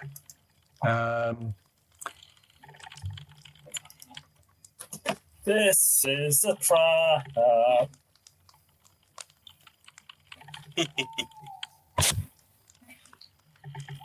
Such a trap. I'm going to pay particular attention for any snares and bear traps. Since it's quite obvious which direction he's going, I don't need to concentrate too much on him or where he's going. There's my own safety. Okay. Possibly pick up a branch and in the particularly boggy bits, make sure that what I'm about to tread on actually is terra firma. Okay. So as you approach the edge of this boggy area, there's the stench of stagnant water and rotting vegetation. It almost turns your stomach. And as you start feeling your way, testing the ground of the water, you're forced to walk into the water at certain points. But testing the depth and the water and how solid the ground is as you go, you become aware of this bubbling and popping noise, and you can see and smell. There's noxious gases bubbling to the surface through the water around you. And you can give me a dex check if you would.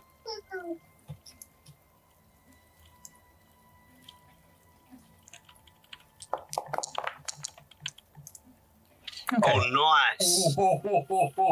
So wow, spot on. So yeah, you're all a couple of kids. You almost lose your footing, but because you've got this, because of the stick, I should maybe give you a bonus with that. Actually, the stick that you've got helps you steady yourself, stops you from falling face first into this muck, this black, thick, sludgy muck, and you can so you make your way, picking your way across these tufts of grass, sort of little foot-sized islands in this black bog. I'm looking forward to running like hell over this bog shortly. So you can give me a spot hidden. You can do it. You can do it with a bonus dice, because you've been particularly observant.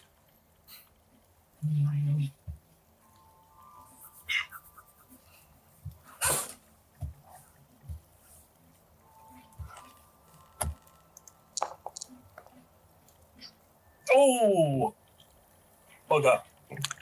Oh. Do you want to spend some luck or push that? I'm going to struggle with luck.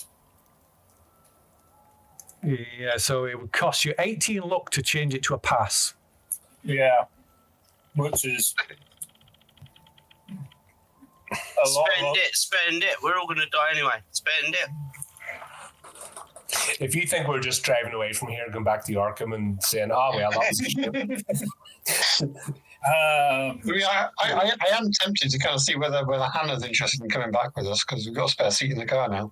You little old flirt, you. He's not dead yet. Christ. Go on then. Oh, spend the luck. Yeah. Oh, Push it. okay. So again, just at the last minute, as you're putting your foot down, you think to check the what looks like solid ground with your trusty stick that has saved you from a nasty dunking. And you find checking it, you can see that it's not solid ground at all. It would have sent you into this black water. The water, it's not just mud either. It's probing with your stick. There's deep water off to either side of you now. But you managed to pick your way across and finally put your feet on solid ground on this island, this tree-choked island at the centre of this bog. I'm so not coming back from this. Okay, I'll try and pick up his trail again. Okay, so it's not so easy to see the trail. There seems to be multiple trails running away from this point on the edge of this island. None of them seemingly more well-travelled than the rest. You can give us a track roll if you want. I probably can't. No, probably not.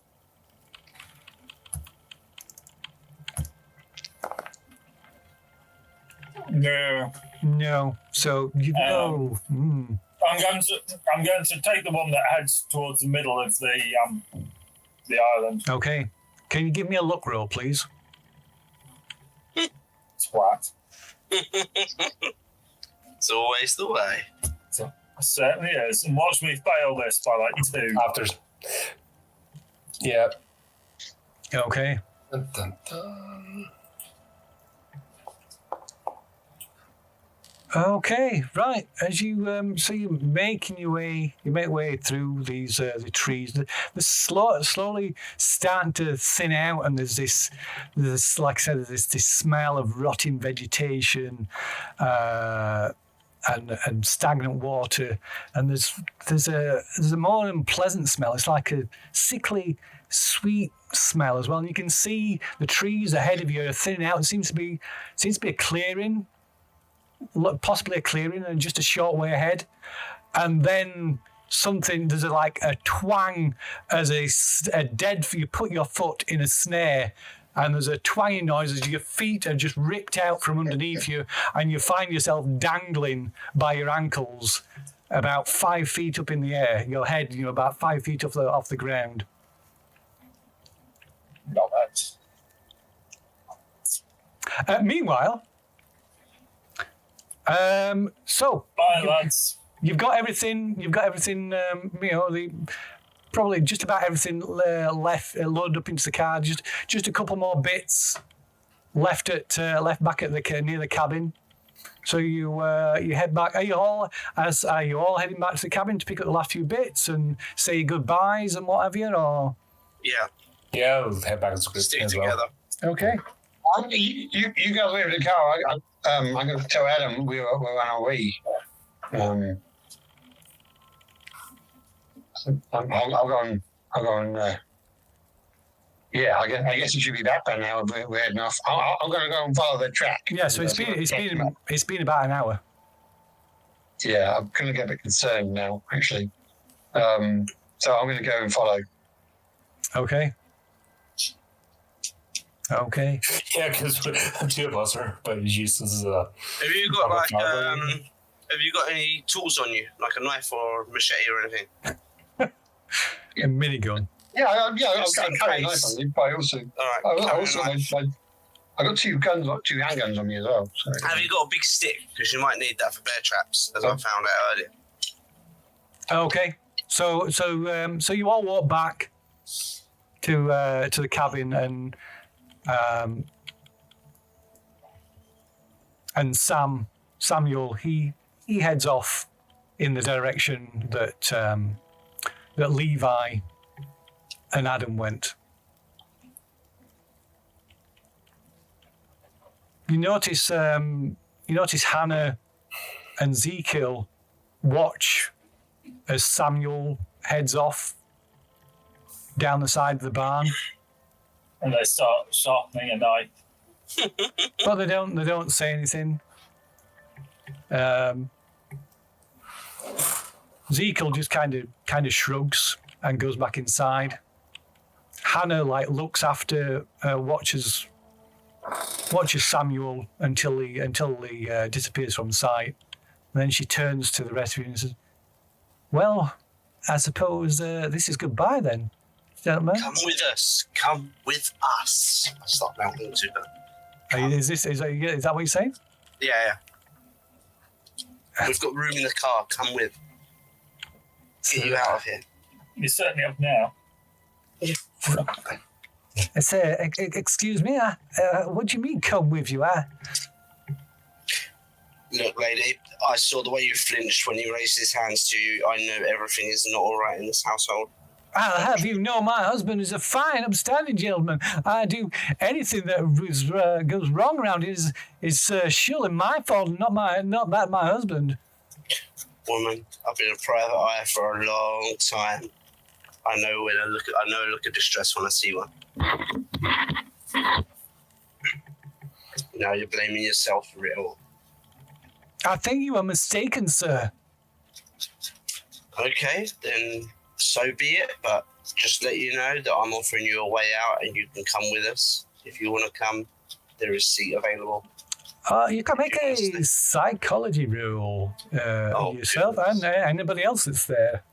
So, possibly Mr. Me, all right. Psychology. Oh, my whole 10 in psychology. My rolls have been pooey tonight. Cripes. Yeah, that not happening. No, I presume there's no luck being spent on that. I don't think I can. I've only got 33 blooming points. No, you cannot spend. You could push it, but. Alan, you could spend 21. 21 luck. Stuff it, why not? If you think it's worth it. It's a bit of a random. Would we be having this conversation in the 1930s? Well, there are shelters for battered women. Yeah. It's just whether it's people think it's their place to intervene. Yeah. Sam was saying. Do you know what? Stuff it. Let's do it. Okay. Wow. Okay, so you can tell. You can see she hesitates.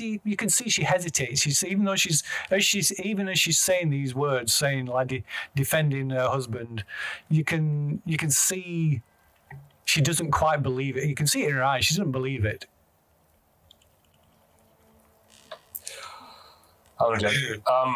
There's places you can go in Arkham set up that we'll not even know where you are, and you'll be looked after. And your wee boy.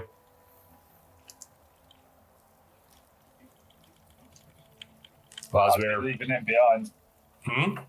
I'd be leaving him behind. So you can make a I'll let you choose. You can give me a fast talk or a well, it depends on the approach you're going to take. So what are you? No, I wouldn't. Was he not going to do it intimidating?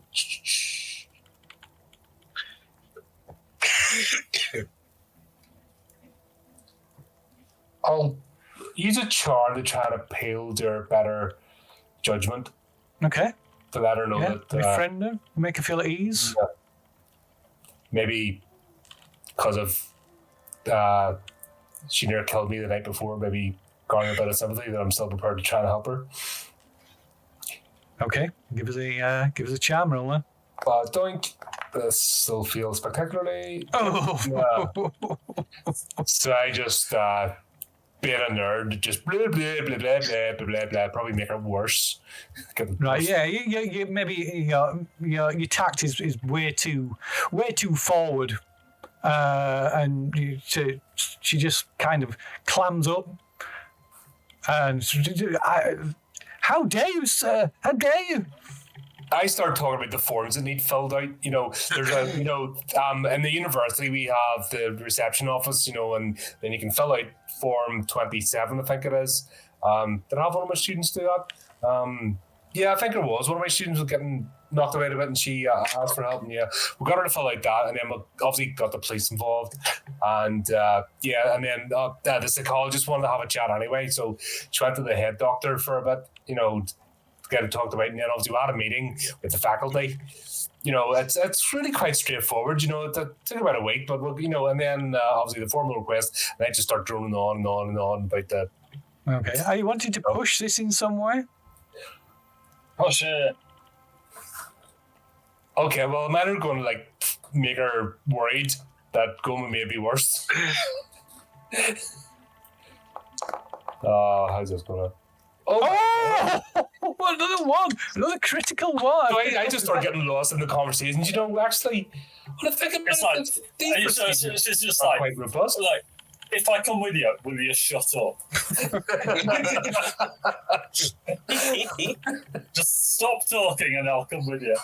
It sounds like you have a very robust, sensible solution there, and there was no holes in it. It almost becomes the practicality of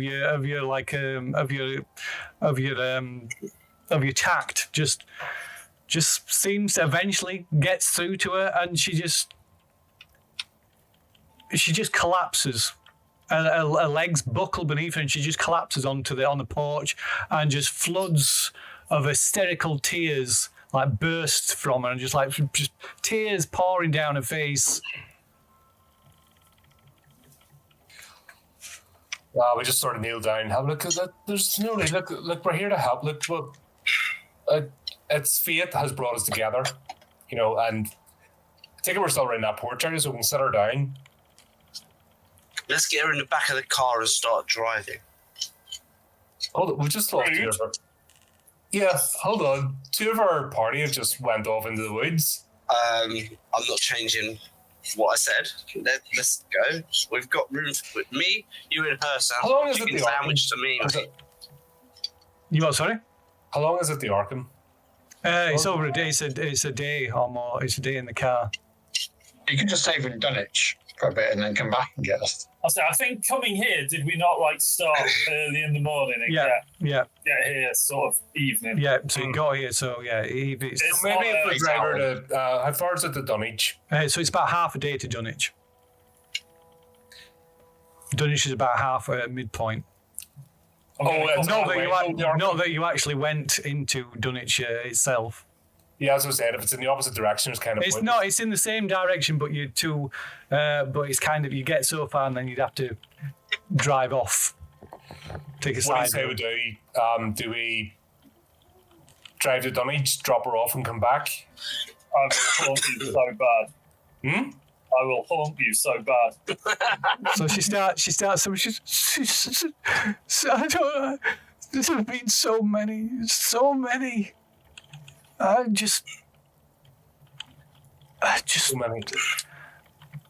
made me numb.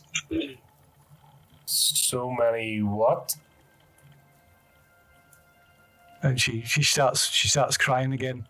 At this point, you see Ezekiel kind of lurking in the shadows just inside the doorway. Does the music change and it goes dun dun dun?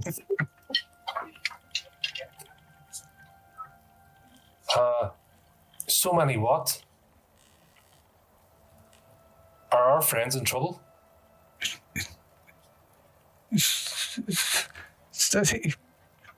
Levi, he was a good man. He was a good man. I don't like that was. Things.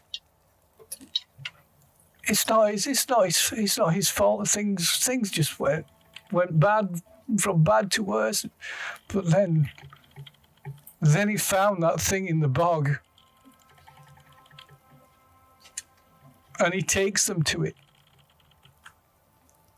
and they never come back.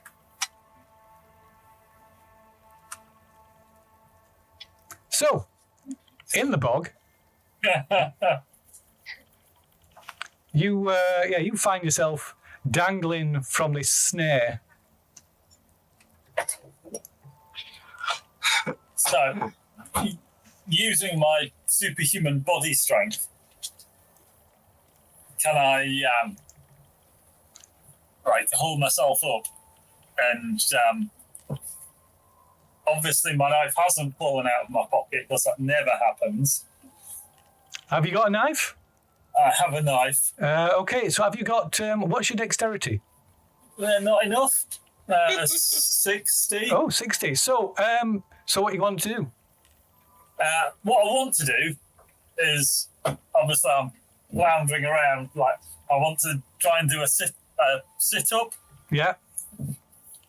So at least so I can, like, grab hold of the rope. And Punch the core. cut the rope. Okay, so, yeah. Ideally, while I'm still holding on to the rope, because I've got really strong hands. Okay, so yeah, with some... Cut the rope, hold on to the rope, and then gently drop onto my feet like a cat. Not flounder around, go, possibly break the rope and then fall and break my neck. It's not what I want to do. Okay. Like a cat, although having met our cats, like somebody else's cat, like cats are supposed to be. Okay, so yeah, it takes some effort, but you're able to reach up, pull yourself up on the rope, and cut through it, and give us a strength check.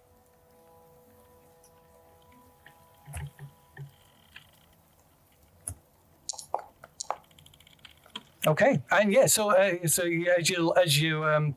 weight, the balance of weight, the weight changes. There's a sudden tug, but you manage to like keep a strong grip of the rope and stop yourself from just plummeting the floor and landing back. You landed on your back, and so you're able to then lower yourself safely to the floor. And as you let go of the rope, it the sapling, the tree just twangs back.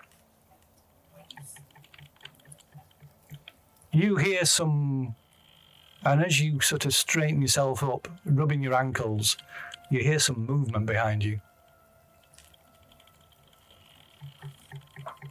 I'll turn around and say hello to him. Okay, turn around. There's nothing there. So not? No. Sure, you said there was some movement behind me. You did hear some movement behind you, but yeah, nothing. You turn around, there's nothing there. Okay. Are you really sure there's... Oh, like, look around. Give us a spot hidden if you want.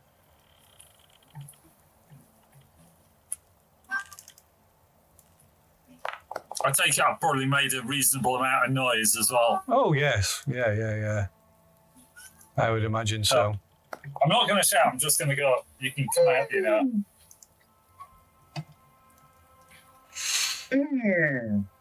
Okay. Oh, God. Was that supposed to be hidden, by the way? It was public, wasn't it? Yeah, so he's failed. So you can see this big hulking shape of Levi. But, he's Is he crouched. hiding behind a very thin tree? Yeah, hiding behind some maybe some like a clump of bushes, but you can clearly see him. His form is too big of a man to hide behind this bush. Levi, mate, I can see you. And he slowly stands up. Sir, Mr. Hansel, You, I said it wasn't a good idea to head out here to this bog, this spot in particular, Mr. Ansel. I did warn you not to come out here. Yeah, He starts walking towards you, and as he walks clear of the bushes, you can see in each hand he has like a double-headed axe, almost like a Viking axe, a pair of Viking axes. I'll brandish my knife. As you do that, he kind of laughs. He stops and laughs. This like that friendly bear-like laugh that you first heard when you first met him. He's like, "Nah, Mr. Ansel, that are you being serious? Come, yeah." And he tucks these axes back into his belt. Come now, Mr. Ansel. I since you're here, I got something to show you. Lead on, after you. I said, I think we can walk together, Mr. Ansel. And he walks to the side of you and rests a big, heavy hand on your shoulder and gently starts pushing you forward as he walks alongside of you. Okay.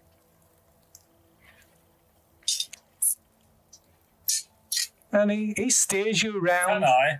Yeah, can you what? I'm going to go for the old stumble.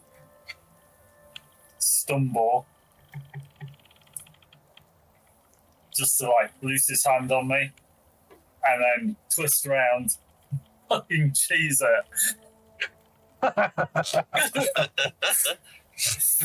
Okay, so let's see, what would that be? I guess it's going to be it's kind of a maneuver. I would say it's going to be a dex, a dodge roll. I reckon it's going to be a dodge roll. Oh.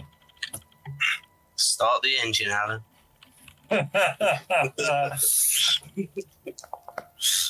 Oh, Christ. I'm going to have to push it. Okay. Possibly through the medium of like a forward roll. or what is it? The Biles 2. Okay. Give us a push, another dodge roll then. Push that, click on it and press the push button. You know, it's either going to work or it's not. So well, who knows? You rolled a 1 once. No.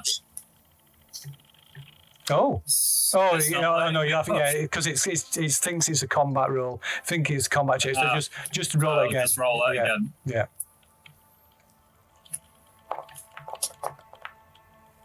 Oh! Okay. I'm looking forward to all of these dex rolls to get over that bog. So yeah, you sort of drop to your knees and roll out of his way, taking him completely by surprise. So give us a con check as you turn and start to leg it back the way you've come, I suppose. Oh, okay. Oh dear. Oh dear. Oh dear. Oh dear. Help! Right. Okay. So what's your movement? What is your movement rate? 6. Oh dear. Right. So you trip and stumble, your feet slipping on the wet, marshy ground, and Levi just turns, and you feel the weight of him come down on you, and he basically tries to grab hold of you. So let's see, there's going to be a fighting brawl. Do you want to fight back, or do you want to try and dodge him? I'm going to try and dodge him. Okay, so to dodge, that is equal or better than his level of success. Okay, so... You see, if I try and fight him, he's just going to flatten me. That's What would it be? Fight brawl? Yeah. Yeah, with my 25 against his more than 25. Go on then. Give us a. Come on. Oh, bugger. Oh. Right, so you try and get out of the way, but he just grabs you. Feel his arm, his hands on your shoulder, and he just wraps his arms around you and lifts you off your feet. So now then, Mr. Ansel, that's mighty rude of you when we should be hospitable and respectful in someone else's presence, especially that of a god. Oh, shit. So, Mr. Ruthen. I'm even hustling with speed rather than stealth. I should gain slightly on them. Mother! So yeah, you pick up your pace and you almost immediately come upon this well-worn trail. You can give us an idea roll. Oh, it's not a spot. In fact, an idea roll or a spot hidden roll. I'll take. In fact. Oh. The idea roll. Slightly better idea. Okay. Right. So it seems. It seems. This seems the most obvious.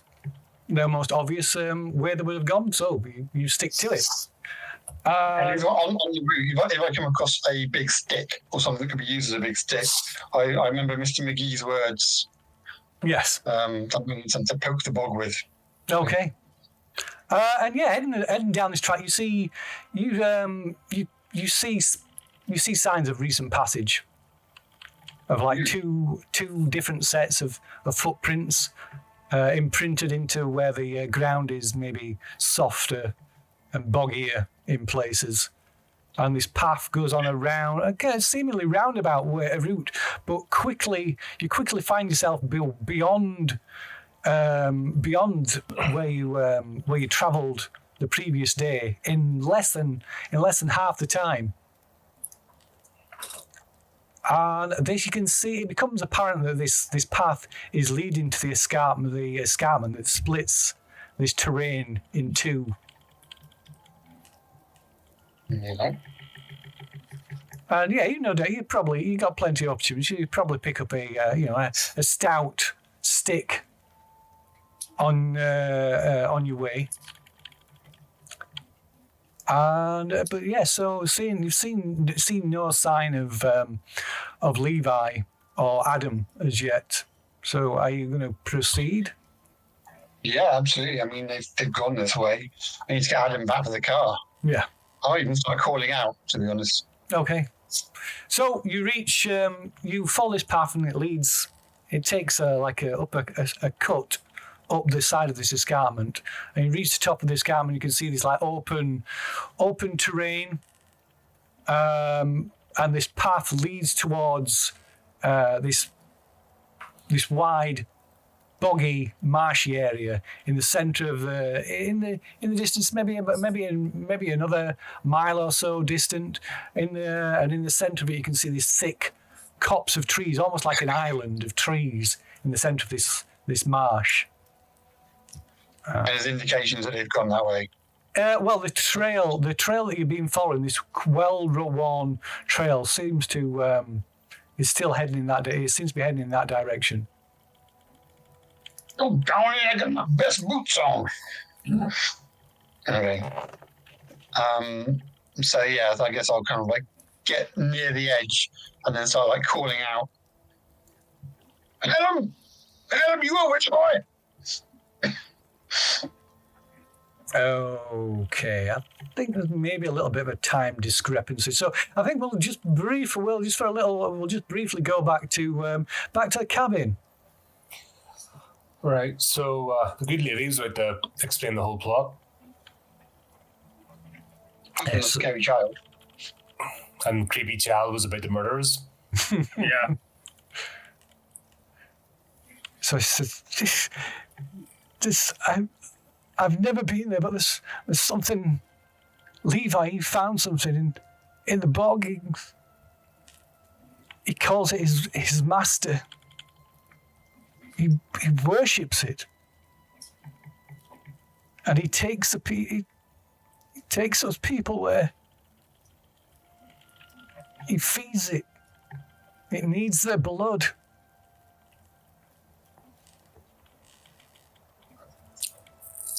I instantly wobble and go, right, we need to...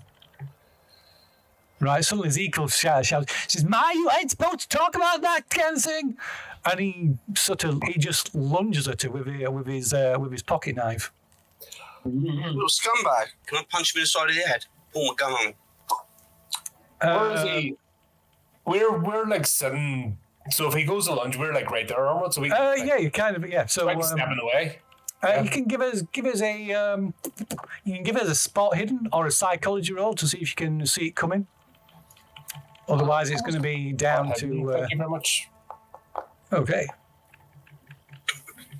Okay, so it takes you by surprise, Alan. But Frank, you see you see you see it coming, and so you can act. So what is your dex? Who's mine? Yes. My dex is 50. Okay, unfortunately, Ezekiel, younger and far nimbler than you, is much quicker, and he lunges at his mother, like driving this small knife down towards her back.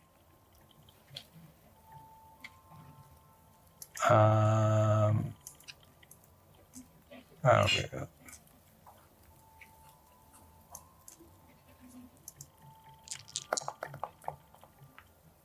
Oh, Scumbag. he drives this knife into her, and she screams as this drives this knife down in between her shoulder blades. I suppose, is it like a proper? I thought it would be like a willow knife. Is it? Oh yeah, it's only small. It's only small knife. Yeah. So she screams and she does like buries this knife into her, like I said, between his shoulder blades, and there's blood. You can see blood instantly wells up and like running down her back. But it's only it's only a small knife. Right. So I can punch him in the head. So you can't yet. So you don't get to act this time. So we're about to start wheeling at this kid. But yeah. So Frank, you can. Yeah, I'll punch him. Yeah. So anyone didn't like him.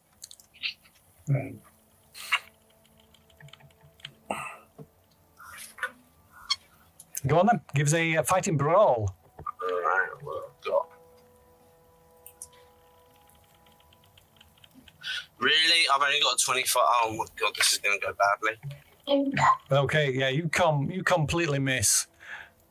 And as you swing at him, take a swing at him, he like deftly grabs hold of your arm, pulls you, so you topple forward through the doorway, and he's off.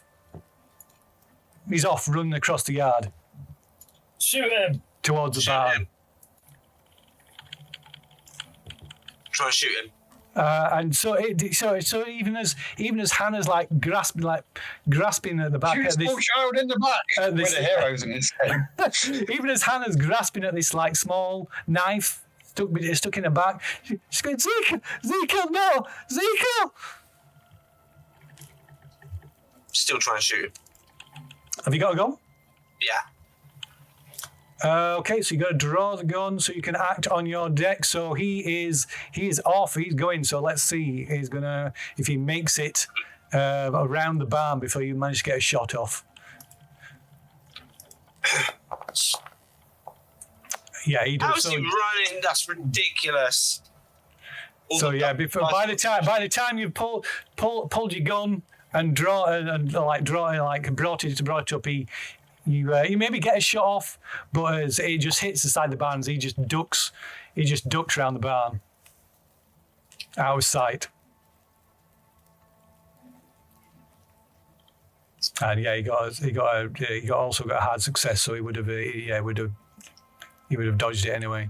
Dove for cover out of the way. Dove round the side Shot of the through barn. the side of the shed, aiming to where he was with a hot success. So yeah, so you fire off a shot, but yeah, it hits the side of the barn just where it would have been. It was a moment before. Right. Looks like we're doing a wee bit of first aid. Leave the knife in her, chuck her in the back of the motor. Let's shoot. Let's go. Screw this game, soldiers. Let's leave. Get us to hospital. And me to hospital. Okay, so back to the island, to Levi's Island, I think, and Mr. Ansel. So if the rest of you would do me the favour of just I can. We're on thing. I'll do it. I don't need to do it. I will just. Where are we? The deafening thing. So I'm just going to deafen you fine folks, just briefly. Oh, good. Can you hear me, gentlemen? Colin? No, they can't. Very good. Right. Okay. So.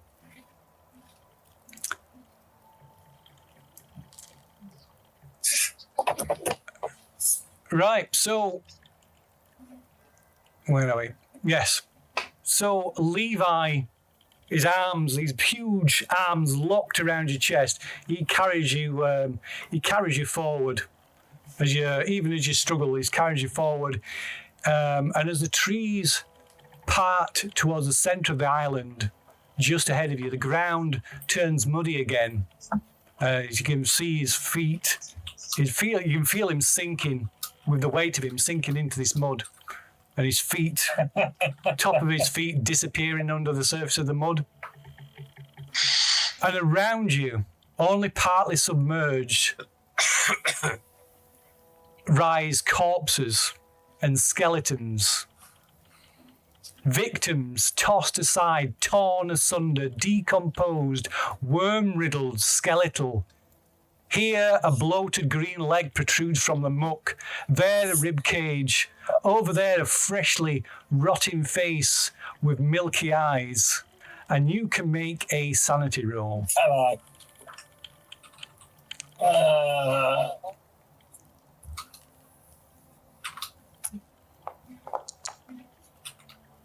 Oh, you did. So you lose 1 point of sanity.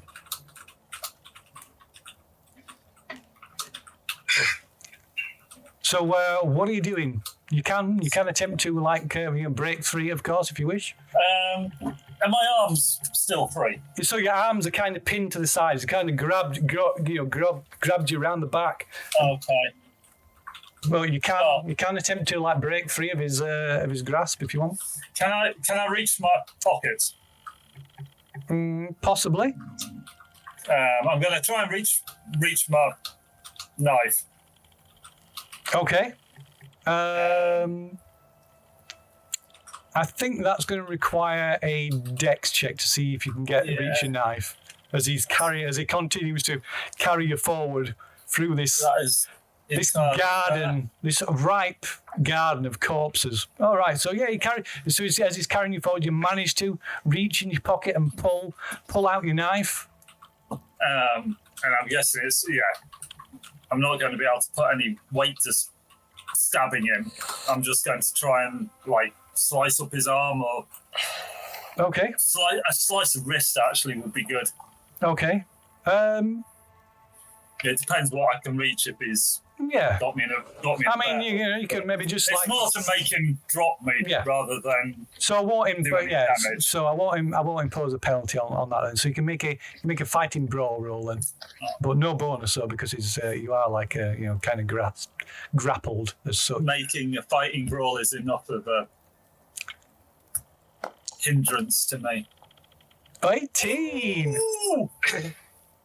Okay, so he gives a shriek as you bury the knife into his thigh, and he, in pain and anger, he just lets go and hurls you forward, and you tumble across this dirty, muddy, corpse-choked ground, and come to a sudden halt as you as you like hit something solid. Oh, what is it? So And as you many sanity points do I lose? So as you look up, you see it's like a tree trunk, an old barkless tree trunk rising up out of this muck. But the upper half of it that's protruding, the upper part of it's protruding from the muck, is carved into a face of shocking foulness, a sneering visage of the basest evil, a crude reproduction of an abominable dark god from beyond the realms of space and time, blackened by the dark waters of the bog. And this is what you behold. Nice.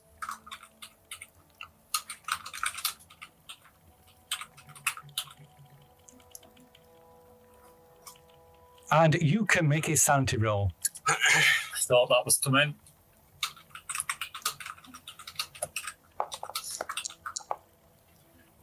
Oh, a pass. You lose 1d3 points of sanity. No.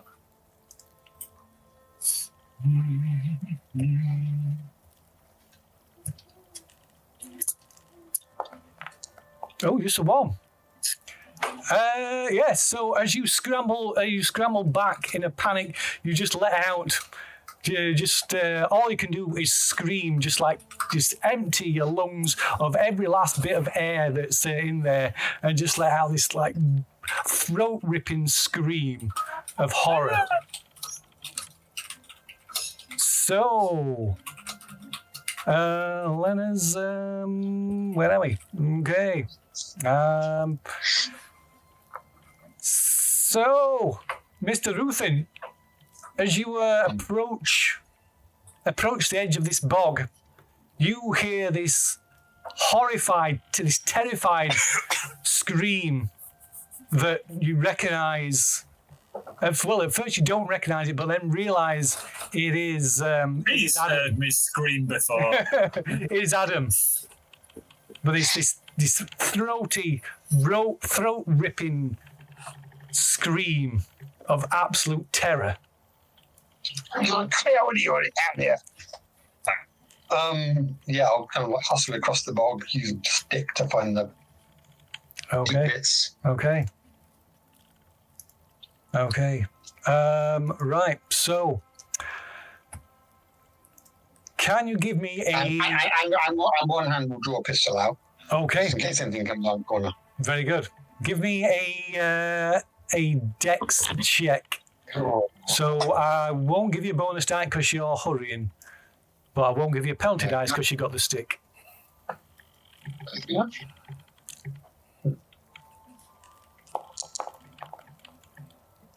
Okay. Spend the luck. Okay. You can click on the thing to expand it, and there'll be a button to spend 15 luck to make it a pass.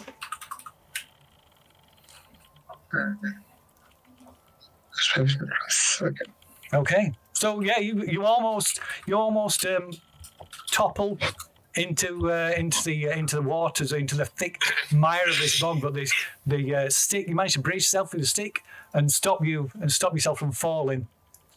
But you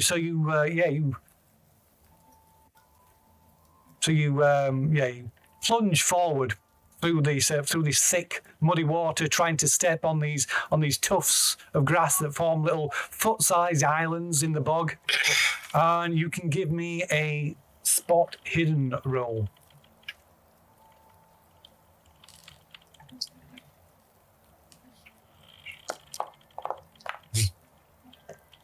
Oh, come on. So luck.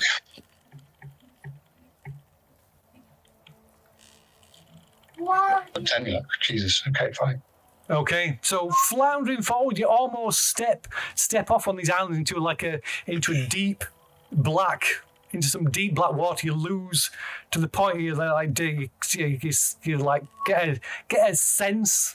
Some sense of how deep it is, as the stick that you've been using just disappears into the water. You lose your grip on it, and it just disappears into into the depths before bobbing back up a few out of reach. But you manage to like stumble and flounder your way to the edge of this island, into this and break through the edge of this tree line, this thick copse of trees, and the almost overwhelmed by this stench of stagnant water, rotting vegetation, and this, as well as this sweet putrescent smell as well that seems to be coming from somewhere ahead of you, and you can hear this scream still. And I start picking up the pace, like running towards the. Give me a look roll. I just got that down to 10. Oh dear. Yeah, I know. Ow! Oh, There's come a on. fumble as well. Okay.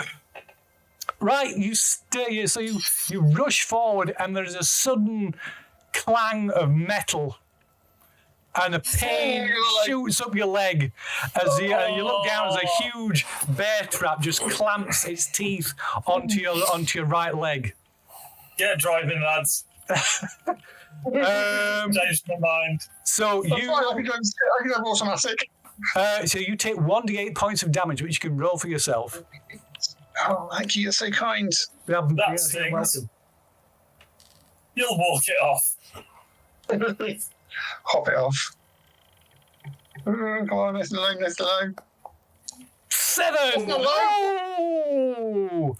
Oh, That's a major wound. that's a major wound. So you need a con check. Oh, God, my con isn't great either. I'm an old man. You've had worse, surely. Oh, okay. So you managed to. So yeah, you've got a major wound. This bear trap is almost completely bitten through your leg. But you, despite that, you managed to maintain, remain conscious. But yeah, you let out this massive pain scream. And you see Levi coming towards you. He's got the axe in his hand. And he comes towards you. He pulls 2 double-bladed hand axes from his belt. I pulled my other gun out of my holster then, and I just basically wail on him. Okay, what's that going to be? Are you to fire the one shot, or are you going to fire multiple shots? Multiple shots. I'm going to empty, So it's going to be 3. You can fire off 3 shots, I believe, with that gun. Mm-hmm. So they are with that they are at disadvantage. It's not point blank, but it's short range, so it will be 3 shots with disadvantage. Okay. Blind regular hard screen. Oh, we'll take that again. Oh. How do I get it again? Oh, -1 bonus dice. Okay. Yeah. So the first one's a miss.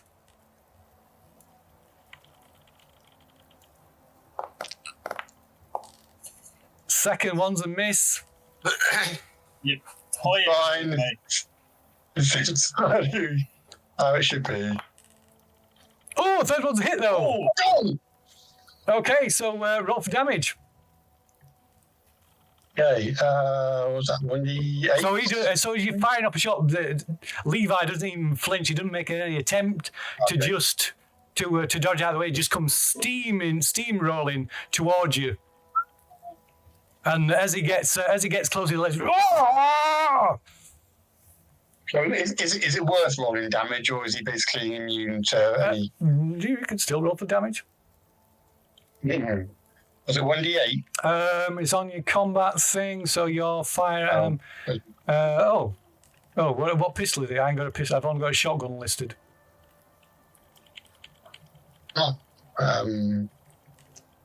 Should be.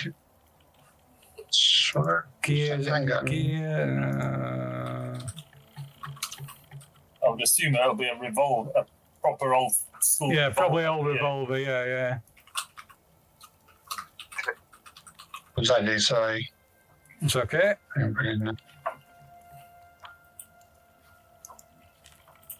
Shall we say a 38? So that's the first thing that's come up. I'll be kind. I'll let you have a 38 revolver. Cool. 1d10. Ooh. Oh, no. I mean, it makes sense because basically you would have the biggest handgun you can have. Yeah. Because he overcompensates. I mean, there are better ones than that as well. 6 points of damage. Okay, 6 points of damage to Levi. Okay. Right, so let's see. Where does that hit him? I got my table. I'll have to use this instead. We'll go with that one. Okay, right. So it hits him. So you fire off a shot. The first two miss, and he just, like I say, the flinch just comes steamrolling forward, and then the third shot hits him in the left shoulder, and it kind of it takes him by surprise. He kind of look at surprise and shock on his face. He doesn't shout out though. There's no sign. He doesn't make any pained expression of pain or anything. And it kind of wheels him around a bit, and he drops. And surprise, he drops the axe from that hand. But then he sort of rights himself and bears down on you, and just comes swings at you with his axe. So you can fight back or you can dodge. I'm gonna just dodge shoot on. point blank range. Well, yeah. I mean, can I fight back with you with firearms? I only shoot 3 times. I've still got 6 shots in these things. I can't remember if you can fight back with a gun. Go on then. I'll be kind. I'll let you do it. Just don't miss is what we're saying. Otherwise, you're going to receive an axe to the face. But it will be. I'm still going to say it's with. It's still with disadvantage. Yeah. Yeah, even though it's points. Yeah. Yeah, on a cab, an axe to the face. Yeah. Fine. Okay.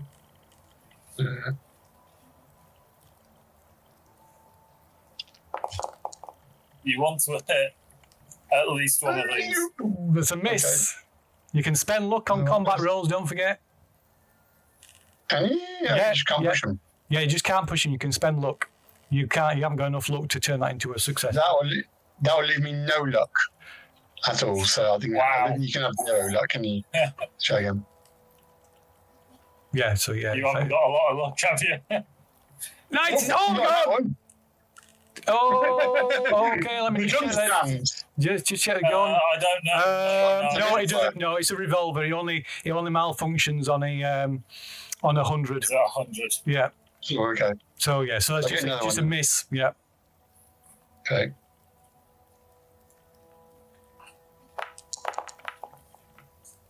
Oh, come on, you rubbish! Okay, you missed them all. Fine, go on, bring it. Yeah. Okay, so that's What did you do? Gun's empty. So yeah, he swings at you with his axe.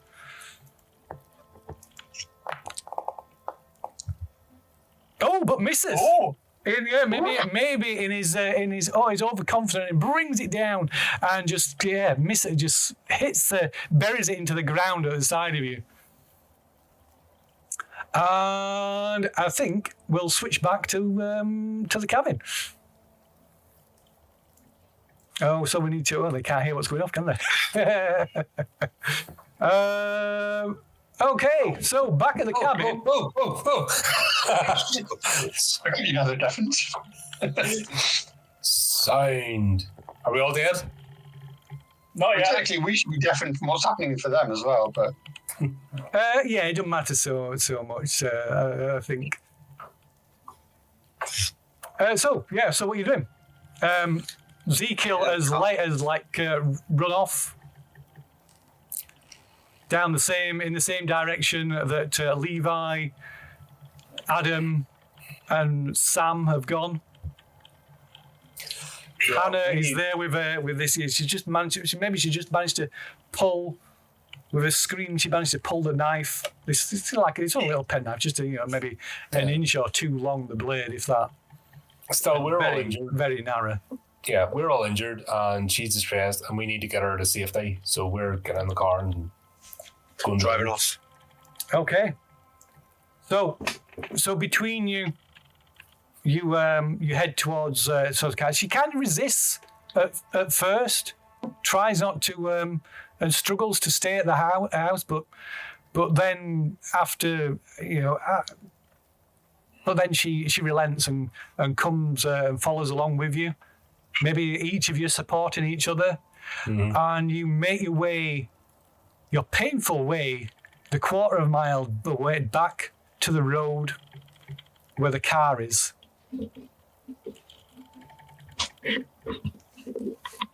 We'll put her in the back seat, let her lie out as she's laying her front so that the knife isn't knife wound. Okay, as you put her inside, she won't let us leave. He won't let us leave. We'll have to go and get help. Yeah, and I've got to get my foot seen to and all. So who's driving? I'll be me then. Not me. Inside. Okay. So I'm not sure if this is a crank handled car or a push button starter. It could easily be one or the other. Well, it's not a beep bleep. We know that. No. But the actual key ignitions weren't very common. No, it was just They're either like a push button ignition or like a crank handle on the front. So let's have a look roll, see which one it is. It's a crank handle, and then a man needs to walk in front of it with a flag, surely. So it's a crank handle. Right. Obviously, I'm a bit pain, but I'll try anyway. Okay, so no, just kind of, so you crank the car, and you can hear it. You can hear the piston that it takes. It turning, the handle turning over, but the engine doesn't fire up. What a coincidence. Yeah, well, we're waiting for this all evening. And popping up, lifting like concertina style bonnet.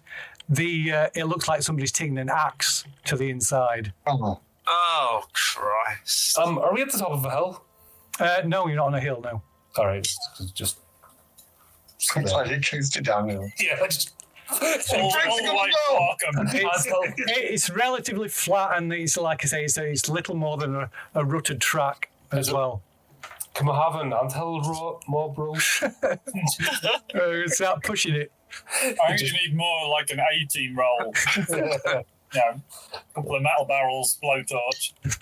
So yeah, the car's going nowhere. Oh, moonshine. Well, we're just waiting for it. Right. Guess we'll we're out here waiting to die. Yeah, guess we'll go back and find some weapons. I told you, he won't let us leave. Oh, shut up.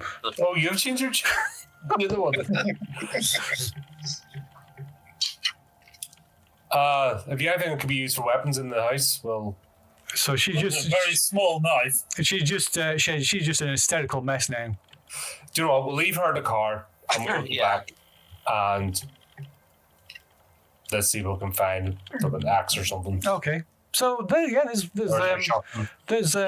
clear, there's kitchen knife, all the bit long kitchen knives, and I'm thinking something robust that is gonna.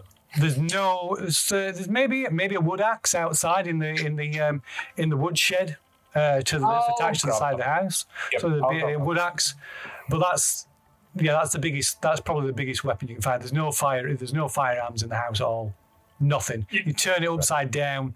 There's not, like I said, there's kitchen knives and an axe. That's it. What about the cellar? Because no one's actually been in the cellar yet, and that looks like it's something worth exploring. You've probably got plenty of time to rig up some sort of hilarious axe door. Home Alone thing? Just go Home Alone style. Can I make a Home Alone roll, please?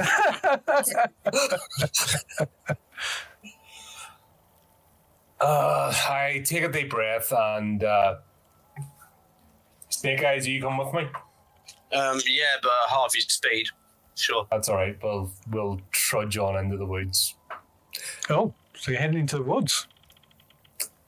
As well, go out as lambs rather than mice. Okay. Down the very specific path that everybody else has gone. Okay. Watching the footprints of their army. We're all going to die.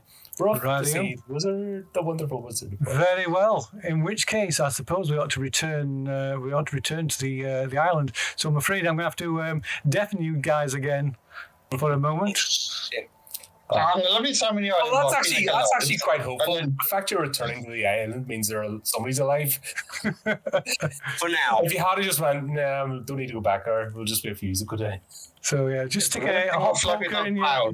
Stick a hot poker in your ears for a moment. So, so where were we? I don't know what happened to He you. just Oh yes. So yeah, you put just an axe in the ground. yes. So so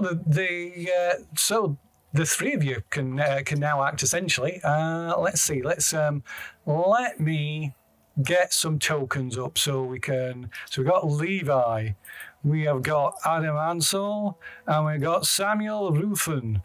So let's add you all to a combat tracker.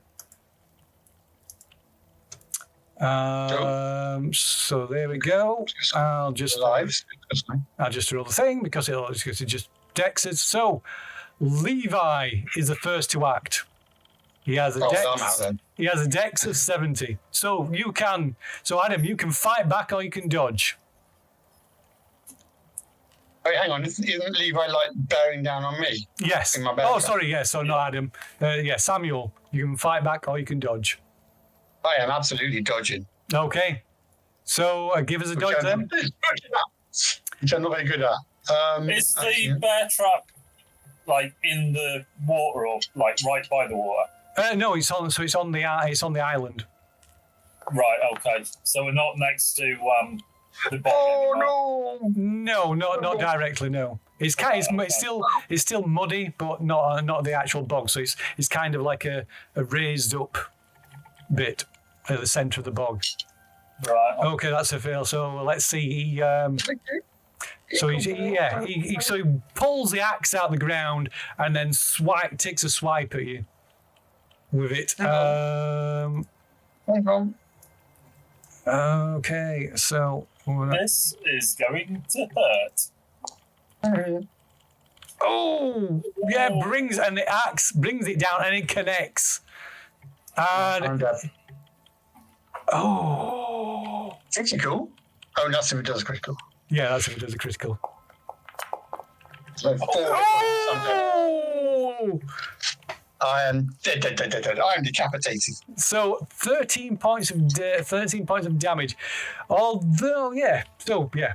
Okay. That would have killed me outright if I hadn't taken any more damage. Yeah.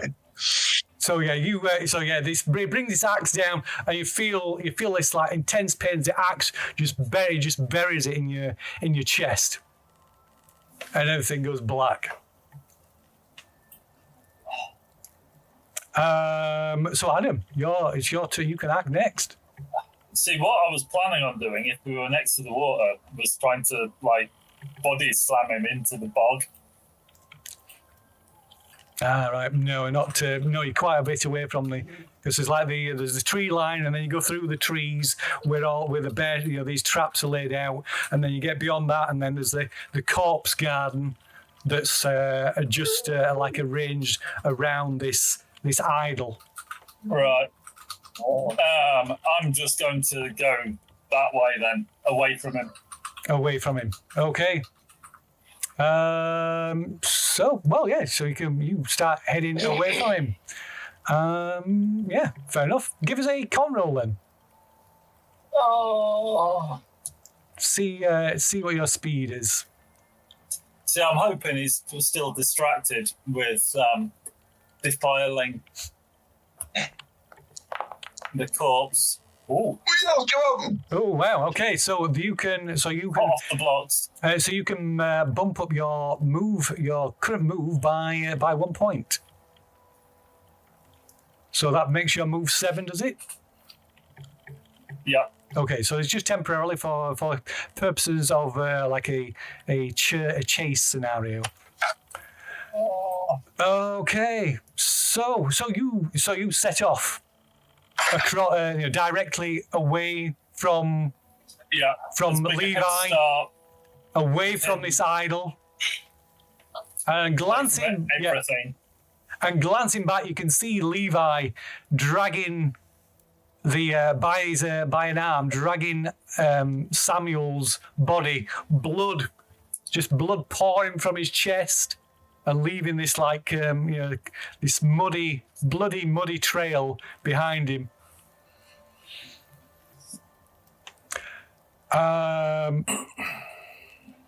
And then he's I'm just gonna keep going. Yeah, and he throws when he sees you running. He just starts laughing hysterically and throws and hurls this axe at you. You can dodge. Well, you've always dodged basically. Oh, it's miles away though. Oh yeah. He's gonna get a penalty dice on it. He's gonna get a penalty dice on it. A penalty dice. Yeah. A penalty dice. A penalty 15 penalty dice. Oh! Can I pluck it out the air? Oh, it complete. Yeah, so it just like it doesn't even come close. You manage to drive yourself further forward, well out of reach. I'm not going to get you another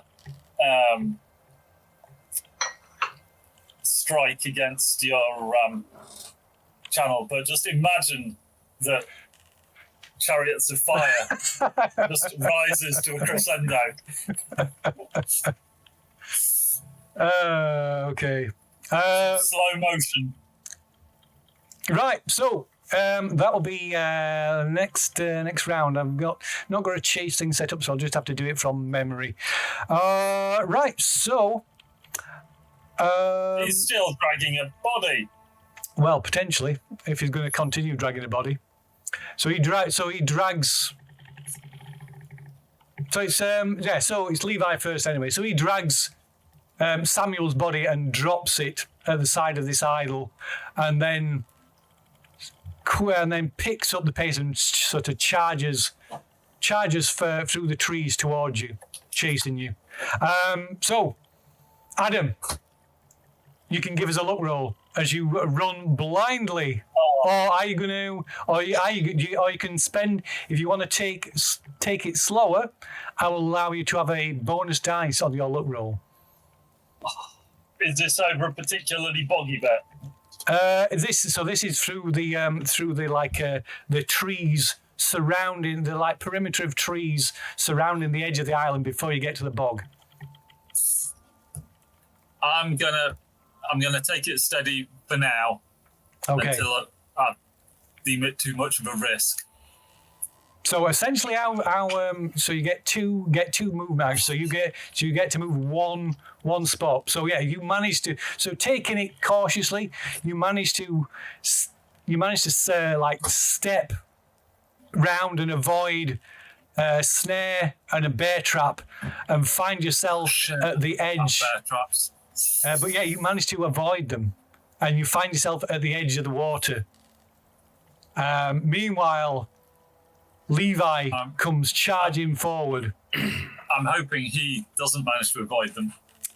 So he will have he's gonna have. I'm gonna make him make a look roll, but he knows where they are, so he's gonna make a look roll with advantage. Come on.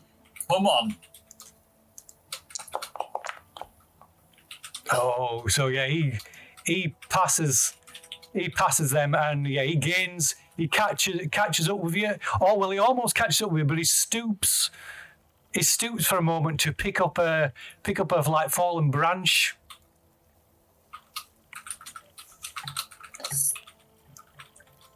Okay, I'm gonna pick up the pace again. Okay. Right. So he... Like a gazelle. Yeah. So unfortunately, Levi has a better dex than you, so he goes first.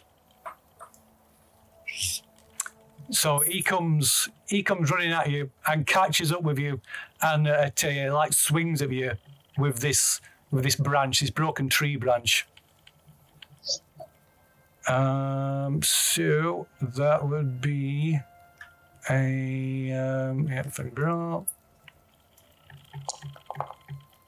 you can dodge or fight back, by the way. That's always going to be a dodge. Okay. Oh, shit. So he batters you. Can I look at? You can spend luck on a dodge. Yeah, of course you can.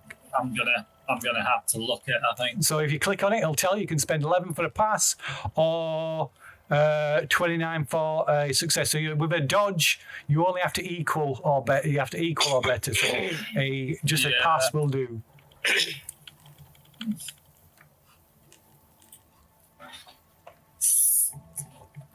And then I'm gonna cheese it again. Okay. So you blunders blindly into the bog in front of you. Give me a spot hidden. This will be with a penalty dice unless you want to slow down. But if you slow down, he's going to catch up to you again. Yeah, I don't think I can afford to slow down, can I? So a spot hidden with a penalty dice. Come on. Oh, right. So you managed to maybe you managed to spot the spot the deep spots. Maybe like throwing throw a stone or something. I'm an experienced woodsman by now. Yeah. So you managed to by sheer chance, perhaps even you managed to sidestep these deep areas of water, and plow forward. Give me a dex check. Again with a penalty dice.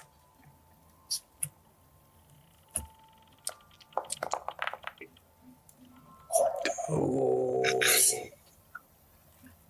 So you could spend 4 luck to pass. Oh, dearie me.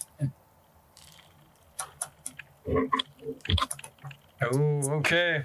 All right. So you splash forward, slipping and sliding in the mud. Manage to make it to the edge onto more solid ground, and start charging ahead through all these like undergrowth, all these like briars and fern and brambles.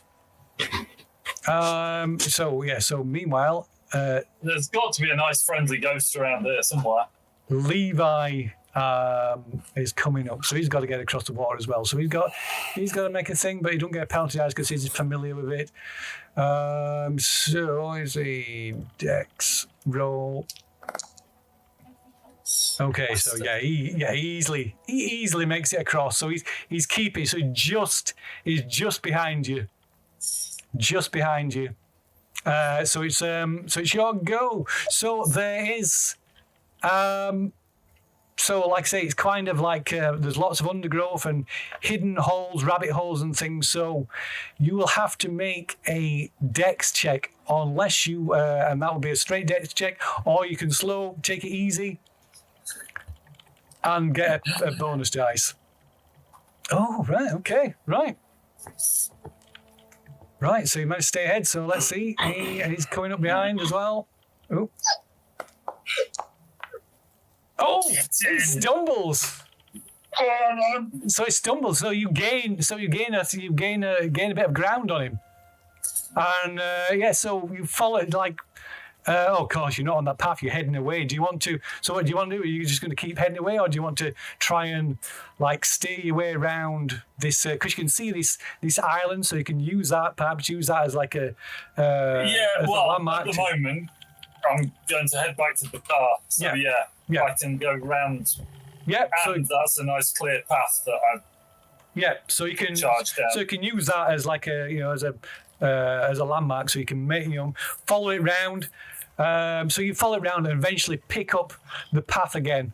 Like glancing back, you can see you've gained ground on Levi, and I think we can bring the undeafen the others now since we're away from there. So we're bringing you back in. You can. We have a gravestone. I've just noticed. Yeah, I think 13 points of axe damage. Right. So So Levi's coming. He's come up. So he's got to gain ground on you. So he's got to make a dex check as well. Okay. So no problem.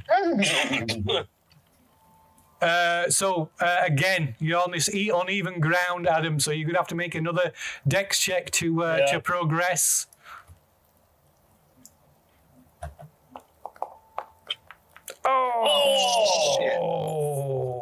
Full sail. Yeah. You can push it if you want. How are you gonna? If you want, how are you gonna push it though?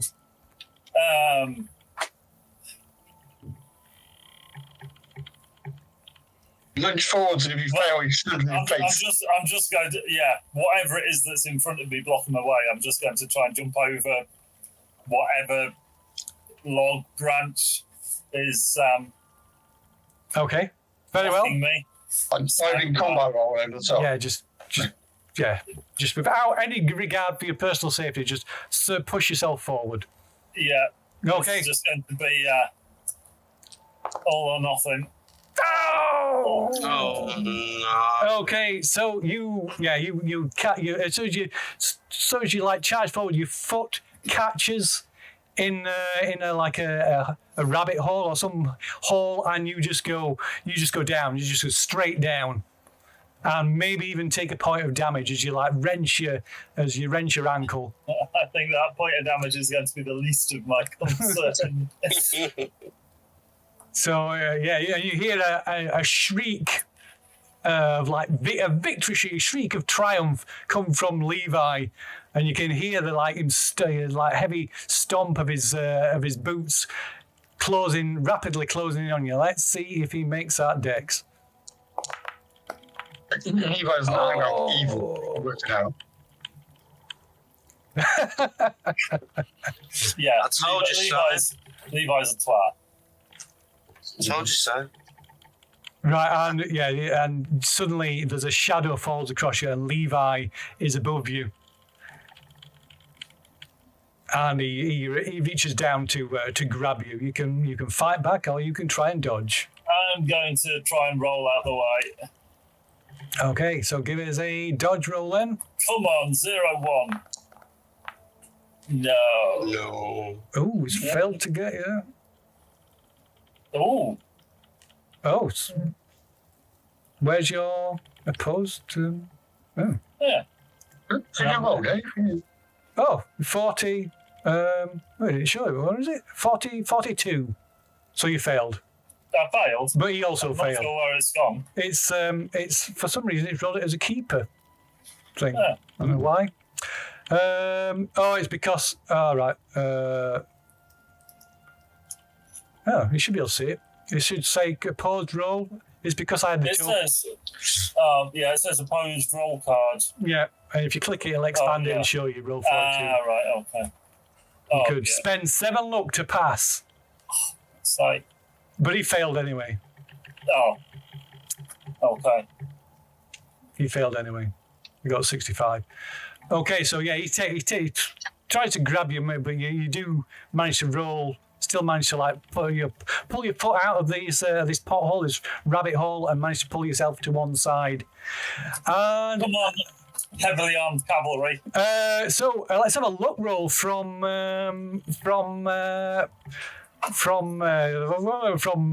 oh god, who's other people from Mr. Comington and Frank. This will be fun. Oh yes. My whole. Oh yes, I think that's fitting because you're probably ahead of Frank anyway because because Frank's he can't run, so he's hobbling along. Oh, he's staying with me. He said he's going to stay with me the whole time. He's not running. Do I hear a bit of a kerfuffle maybe? Yeah, so You've heard me crying like a girl. So yeah, maybe that spurs you on. It's up to you. It can spur you on, or you can I hear wait. a bit of a kerfuffle. I'll race ahead. Okay, so this Don't part. forget that Ezekiel's still in the woods somewhere. He came this way. Don't forget that. Right. So this trail has led you to this escarpment, and you hear this shout that sounds that's unmistakably Alan, and you scramble to the top of this escarpment, up this narrow path that cuts diagonally across up the escarpment, leaving Frank behind at the bottom. And in time to I guess everybody's at the bog now. Poor old Frank. Zeke will probably have gone past where we've come back, I guess. And you see, let's put everybody on here, right? So yeah, you see Levi bearing down on Adam, who is like he's laid on the ground. Smash him with the axe. Shoot him. So we're gonna add you to the combat tracker. Okay, so unfortunately, Levi is a beast, so he goes first. Has he seen us? If he's seen you, he doesn't acknowledge the fact. Right.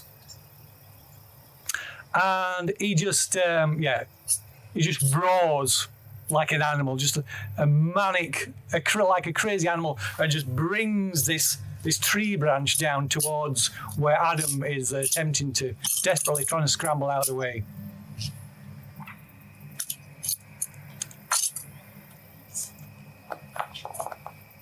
Oh, are you? So it's it's a dodge. Yeah, You it's don't all right. need Yeah, to ask, You it's don't a need. dodge. Yeah, you don't need to roll. It's failed anyway.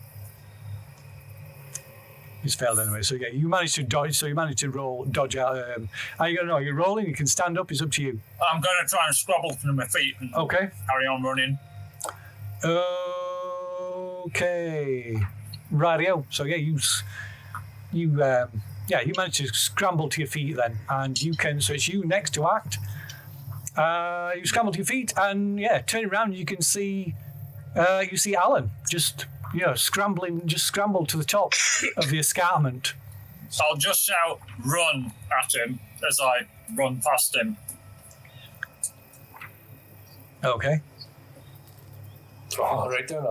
No words of encouragement needed. Okay, so Adam, you close the distance between yourself and Alan, and make it to the top of the escarpment. Frank, you're next. So you see Adam. Towards me. So yeah, you're at the bottom of this escarpment. You see Adam suddenly appear at the top.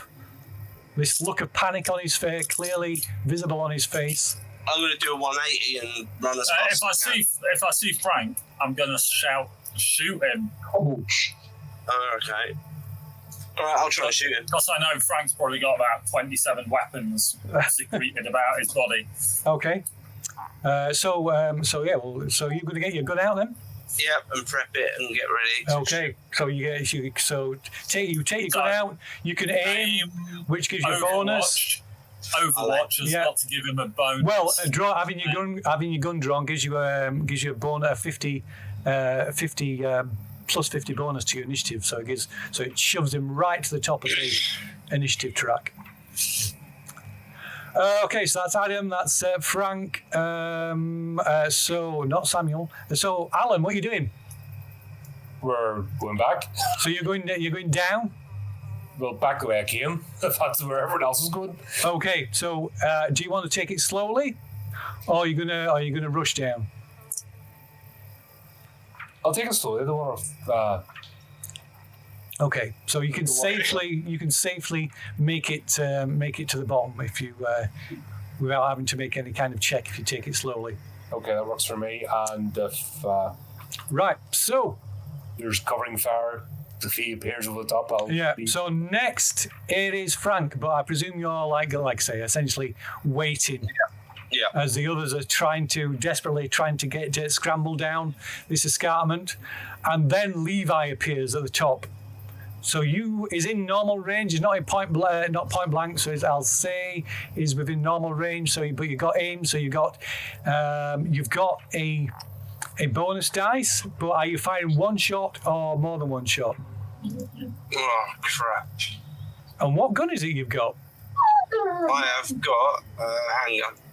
Handgun. So no one listed. So I'm gonna just assume it's 38 again. Okay. What's the difference between firing one and more? Basically, if you fire multiple shots, you get a penalty dice, which would cancel out your bonus dice. Oh, we'll do one shot then. Okay. Oh, do three. You got 3 shots. So. Oh, okay. Do 3 shots. What's your skill? I've got 45 in firearms. Yeah, do 3 shots. All right, we'll do 3. Oh, no. There we go. Yep. On 8. Just make sure you hit them. Oh, yeah, and the 38 revolver holds 8 shots. Nice. So what am I doing here? Clicking on the 38 or the firearms? You click on the 38. You have not selected the target for your 38. Oh, so if you right-click on Levi. Yeah. Oh no, just click on continue. Just say continue regardless. Okay. Okay, so base range, single shot, going multiple shots. Base range, yep. Okay, aiming, yep. So click on the shoot firearms, and then the shoot button. Okay, first one is a fail. I know, yeah. That's just a sighter. I'm never sure how this works, how the multiple shot things works. Bullets fired 1, firearms, gun. Why does it let you shoot extra ones? Okay, just click on the handgun again. Let me see, I'll put it on. So that's multiple shots, aiming. Okay, go on. Click on the shoot fire and shoot button. Nice. Yes. That's a hard success. Roll damage. Oh, yes. Yeah. 10 points of damage. So that's 18. Oh, what's that? That hits him. So that hits him in the leg, and there's just hits him like in the knee, and you just see his knee just explodes with this cloud of blood, maybe a bit of fragments of bone from the the impact, from the intensity of the shot. And he just, with a scream, he disappears from view as he topples backwards. Oh, does that mean I don't get my first shot? No. Dang. Okay. Run. Yep, let's fucking leg it. Oh, by the way, we've got no car. He's messed that right up. Oh, good. Okay, so who's so you scramble. You scramble down the escarpment to join Frank at the bottom, and as you shooting, Frank. Reaching, thanks, guys. So as you congratulate him and as you reach the bottom, you can hear this pathetic mewling, whimpering sound coming from somewhere above you. Just run. Slowly getting further. Slowly getting quieter, further away. I mean, we could go and finish him off.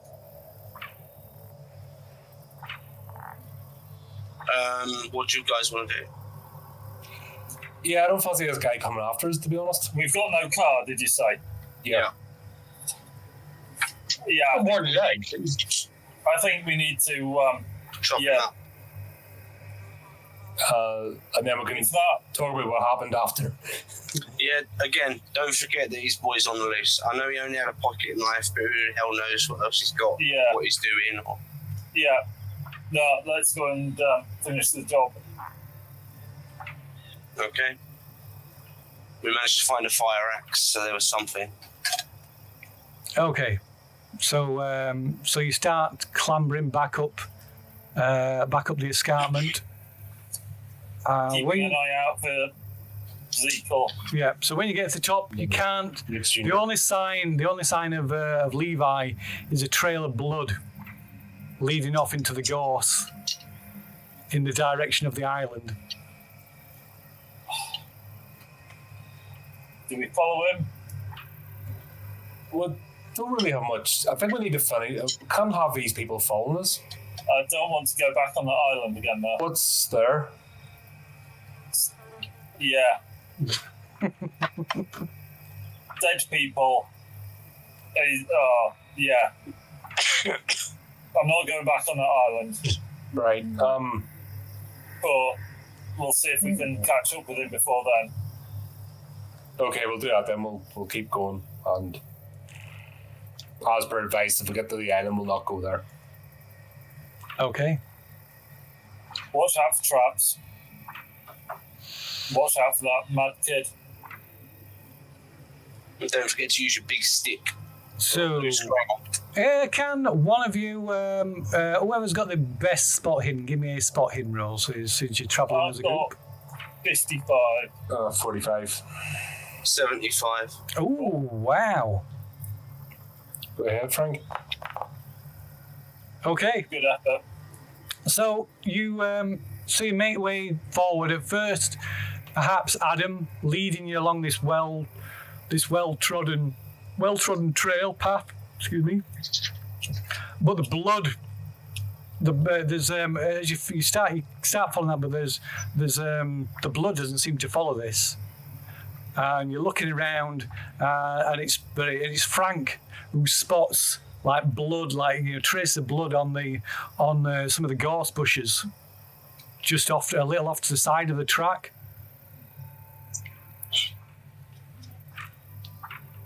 Just be really careful. Looks like he's running into the bushes, guys. And I'm guessing, can we follow the pressed down grass and what have you? You can either follow the trail or you can follow the blood. Following the blood, but I'm assuming he'll have left signs. So of there's some Just if we pretty much go where he went, we're not going to step on any bear traps. There's nothing. Yeah. So there's some there's signs of his passage. Right. Okay. So you head this way, and it kind of takes you down like a little dip, like a dell. You sort of lower down, but running more or less parallel to the path, but lower down. And as you dip down there and then start climbing up the other side, you catch sight of Levi, sort of like whimpering, like this pathetic, almost like a child, just like whimpering and crying, blood just like pouring from his leg. You can see his legs almost completely destroyed around the knee, and he's kind of like limping. Somehow he's managing to limp along. You don't know how. I mean, by the look of him, he should be dead. Yeah. Well, it's gonna be. Let's fuck him up. Right. So, and you can make. You're going to pursue him then? Yeah. Okay. So you can all make a spot hidden roll.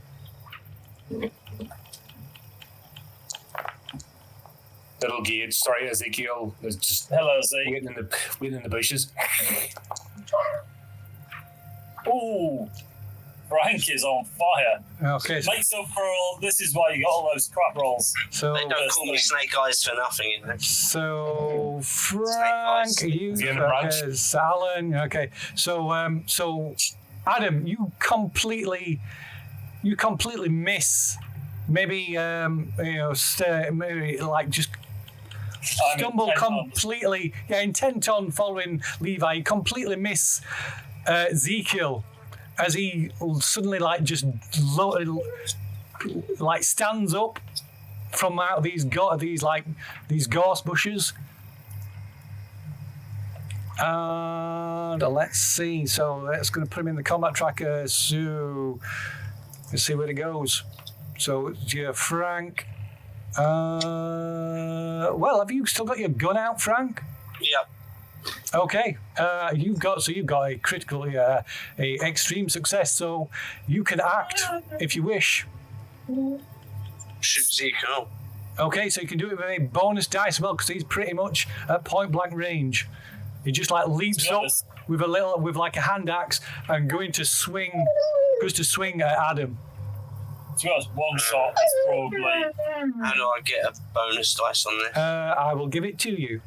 Okay. There you go. Click on the button of roll firearms. Oh, that's an extreme success for damage. Is that not Maximum. pile? Impale.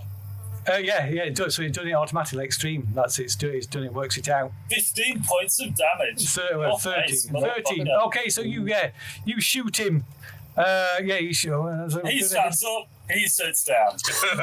He has to do a backflip. He has to like flip over once. Yeah, so you shoot him in the back, right in the middle of the back, and he just like flies. The force of the bullet hit him at that such close range, just throws him forward.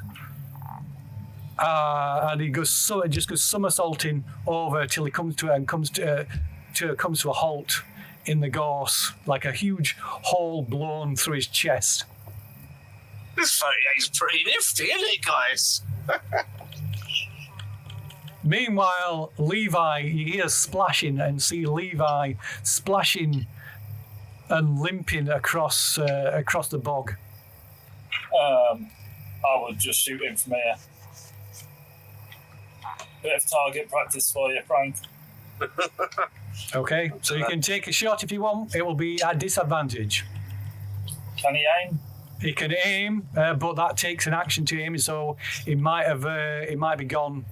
Might lose sight of him. No. What do you reckon, guys? Just take a pot shot? Just go for it. All right, cool. So that's a disadvantage.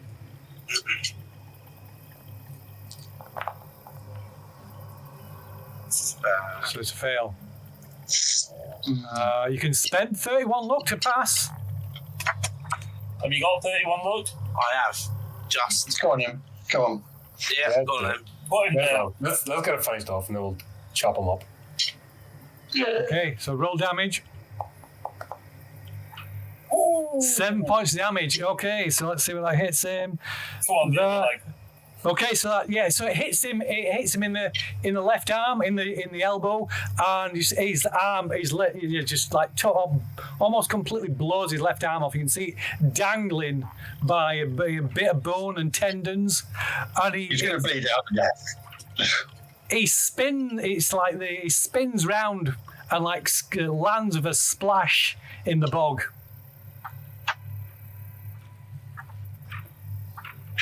And then there's and he just drags himself to his feet again. Oh my god! Can't you just die? And just like half hobbles, half falls into the tree line on the island. Shoot him again. I've used all my luck. Is it worth another shot? It's always worth another shot. It's either that or you can go onto that island, but... And this is... we will take your side advice and not go onto the island. Okay, so that is that's a long range. It's going to be disadvantage. Go on then.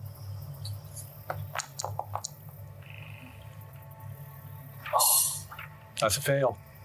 And you cannot spend luck. No. Okay, and he's so like I say, like he half stumbles, half falls, crashing through. You see him like fall and tumble through the tree line and disappear from sight. out. And you can hear, it's muffled now, but you can hear him. "Ah! Ah!" Let's get the fuck out of here, guys. Yeah. Okie The future will take its course. If he does survive them wounds, then he's still not going to be in any fit shape to fight us. So. Well, if he survives that, we're knackered anyway. Yeah, let's start ahead now. Okay, so what are you doing? Guess we'll go back towards the cabin Head back to the cabin. and then we'll try and figure out how we're getting out of here. we're going to have to walk. But We'll still be quicker than Levi. yeah, Okay, so you turn, leaving Levi to his fate, and head back to towards the head back the way you came, and you reach the top of the escarpment when you hear this laugh coming from the island. This high-pitched, maniacal laugh that is not the sounds. It's clearly not Levi, Uh-oh, that doesn't sound good. and there's this sudden explosion from the island. You see like shredded splinters of trees and mud and dirt and bits of corpses just erupt up into the air. And you can all make a dex roll. This like sort of blast wave hits you, threatening to knock you off your feet. That'll be a no. Oh wow! So yeah, so it knocks the three of you off your feet, and as you start, you just like start picking yourselves up. This like debris showering down around you. Luckily, we're too far away from it to. It looks like like shrapnel. If you'd been any closer, you would have been, sort of shredded, possibly shredded by it. But something erupts. You see this black column shooting up from the center of the island, and as the debris starts to clear, and you can see more clearly. You can see this huge, what looks like a huge I don't really want to see more tree trunk. This like a white pine tree trunk, but blood is coarse. Is like flowing down it on the top of it. The peak of the pointed peak of it, the sharpened point of the top of this tree trunk, is the impaled body of Levi, and below it, drenched in blood, you see this horrific face, which Adam, you have seen before. Whichever description. So this face is a shocking foulness, a sneering visage of the basest evil, a crude reproduction of an abominable dark god from the depths of space and beyond time. That looks like this. But it towers. It towers at least 60 feet above in the air. Its long trunk of its body has no arms, but at the bottom, as it stomps, as it marches forward, smashing through the trees as if they were just twigs, you can see it's got these long stump-like legs that it strides quickly forward, each footstep vibrating through the ground. You can feel the ground shake with every step it makes.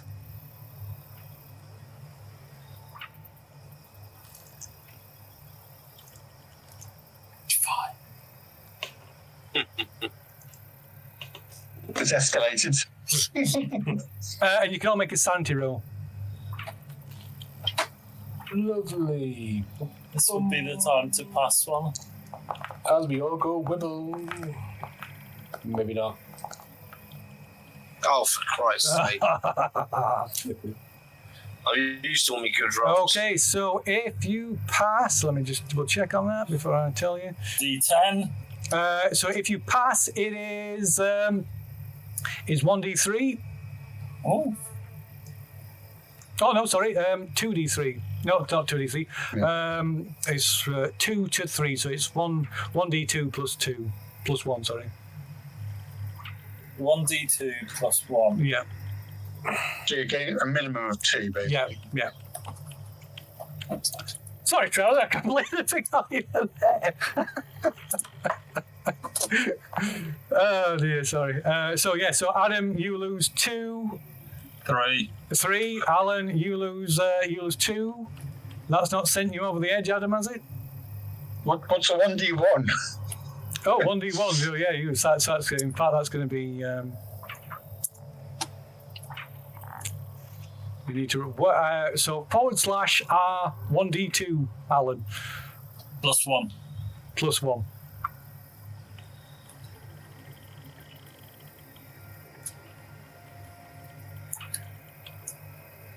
Oh, it's actually quicker to click like a D6 and change. Yeah, you could really just click a D6 and just one. Yeah. Or 1, 2, or any dice. 1 to 2, D4. Is Colin still with us? Oh. I rolled last time. You got a 1d1. Oh. What? You rolled a 1d1 +1, mate. Oh. I mean, probably still at 2 when you're adult. Try it again. Now you've rolled D2 +2. So it's okay. You just take one off. So it's 3. So Adam and Alan lose 3 points, and so Poor old Frank. Frank loses 1d8 +2. Right. Oh, that's not. You see, that's not as bad as I thought it was going to be. She's indefinite.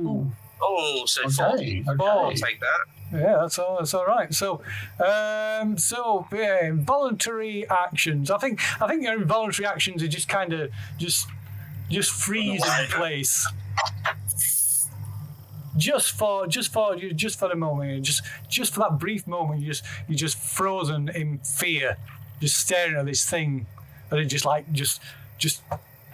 erupts from the island and then strides across and comes stomping across the gorse.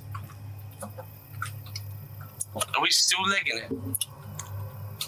Yeah. That would be my vote. Yeah. I mean, you're welcome to fight it if you want. No, I'm all right. I'm not sure my bullets are going to have much effect. Okay. Right.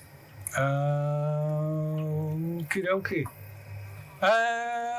So you're going down the escarpment? Yep. Okay.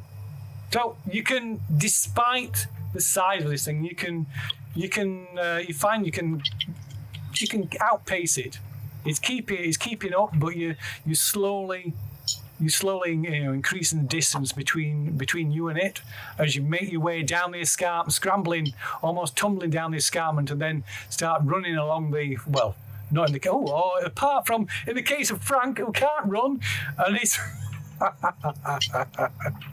Can anyone carry me? his movement is 4, so Frank is getting left behind. Can we get in between us and? Yes, but it will reduce both of your movements by 2. By 2? That'd take me down to 4. Surely we can split the difference. So it's normal to a thing. It'd be half. Because he's only got movement 4, so we can just speed him up a bit. Go on then. I'll let you go with that. As long as we can keep ahead of him. Yeah, you're not carrying him as such, are you? Yeah, fair enough. You're not carrying just assist him. Right, so you can reduce your movement by 1 each. Correct. Yeah. Okay. So what does that? So that means you still. Well, actually, no. You have to move. It reduces you to the movement of the. So 5. So it's still. We just support. Yeah, we've just got him in between us, supporting him. So it's the slowest. The slowest of. So you're giving him some extra boost, but it's the slowest out of you two. So that's going to be a speed of 5, then, isn't it? Movement 5. Cool. Radio. Okay. So. Back to the car. So you start making your way, glancing back, but it now becomes apparent that this thing is gaining on you. Frank, helping Frank is slowing you down enough for this thing to start gaining ground. How many bullets have you got, Frank, mate? Obviously, I've got about 4 or 5. All right. If you guys want to leave me run, you guys get out of here.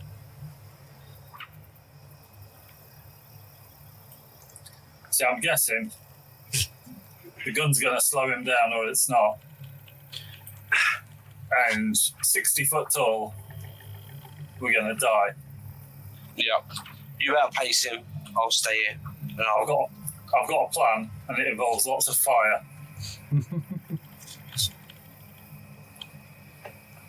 Start fire. Yeah, going to have to leave, Frank. That's fine. Good luck, mate. No worries. Okay. Godspeed, guys. Godspeed. We might meet again. You never know your luck. Okay. Crack on, and as we're going, I'll say, what's the plan? Chemicals. I've got all of my photography stuff in the car. That's a lot of burning chemicals. Well, you can make an idea roll as well, I guess, if you're thinking along those lines. And the barn, if we can get it like close to lots of nice dry straw. So you're pretty sure Levi must have a healthy supply of kerosene since he relies on it for the lanterns and things. Oh, there's moonshine. Oh, and moonshine as well, yeah. Yeah. No shortage of that stuff. Yeah. So kerosene, moonshine. I've got a load of highly flammable chemicals. We're burning the forest down. We've got a barn full of straw. It's made of wood. Gives us half a chance. Okay. So as you're like making your way as quick as you can back along the trail, Frank vainly trying to keep Slow up. it down.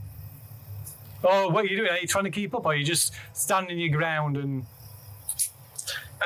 I'm going to hobble along for a bit, and if he's still gaining ground, then I'm going to just turn and try and fire some shots at him. Okay, so yeah, you try and keep up with the others, but and glancing back, and it's clear this thing is like slowly gaining ground, and it takes in just one stride, it steps down off the escarpment and comes striding towards you. You can probably get in. Probably got a round or two before it gets on top of you. It gets to you. Okay. But it's a large target. So It's a fucking huge target. it is a huge target. So I'm going to give you advantage. Hey, that's going to save my arse, isn't it?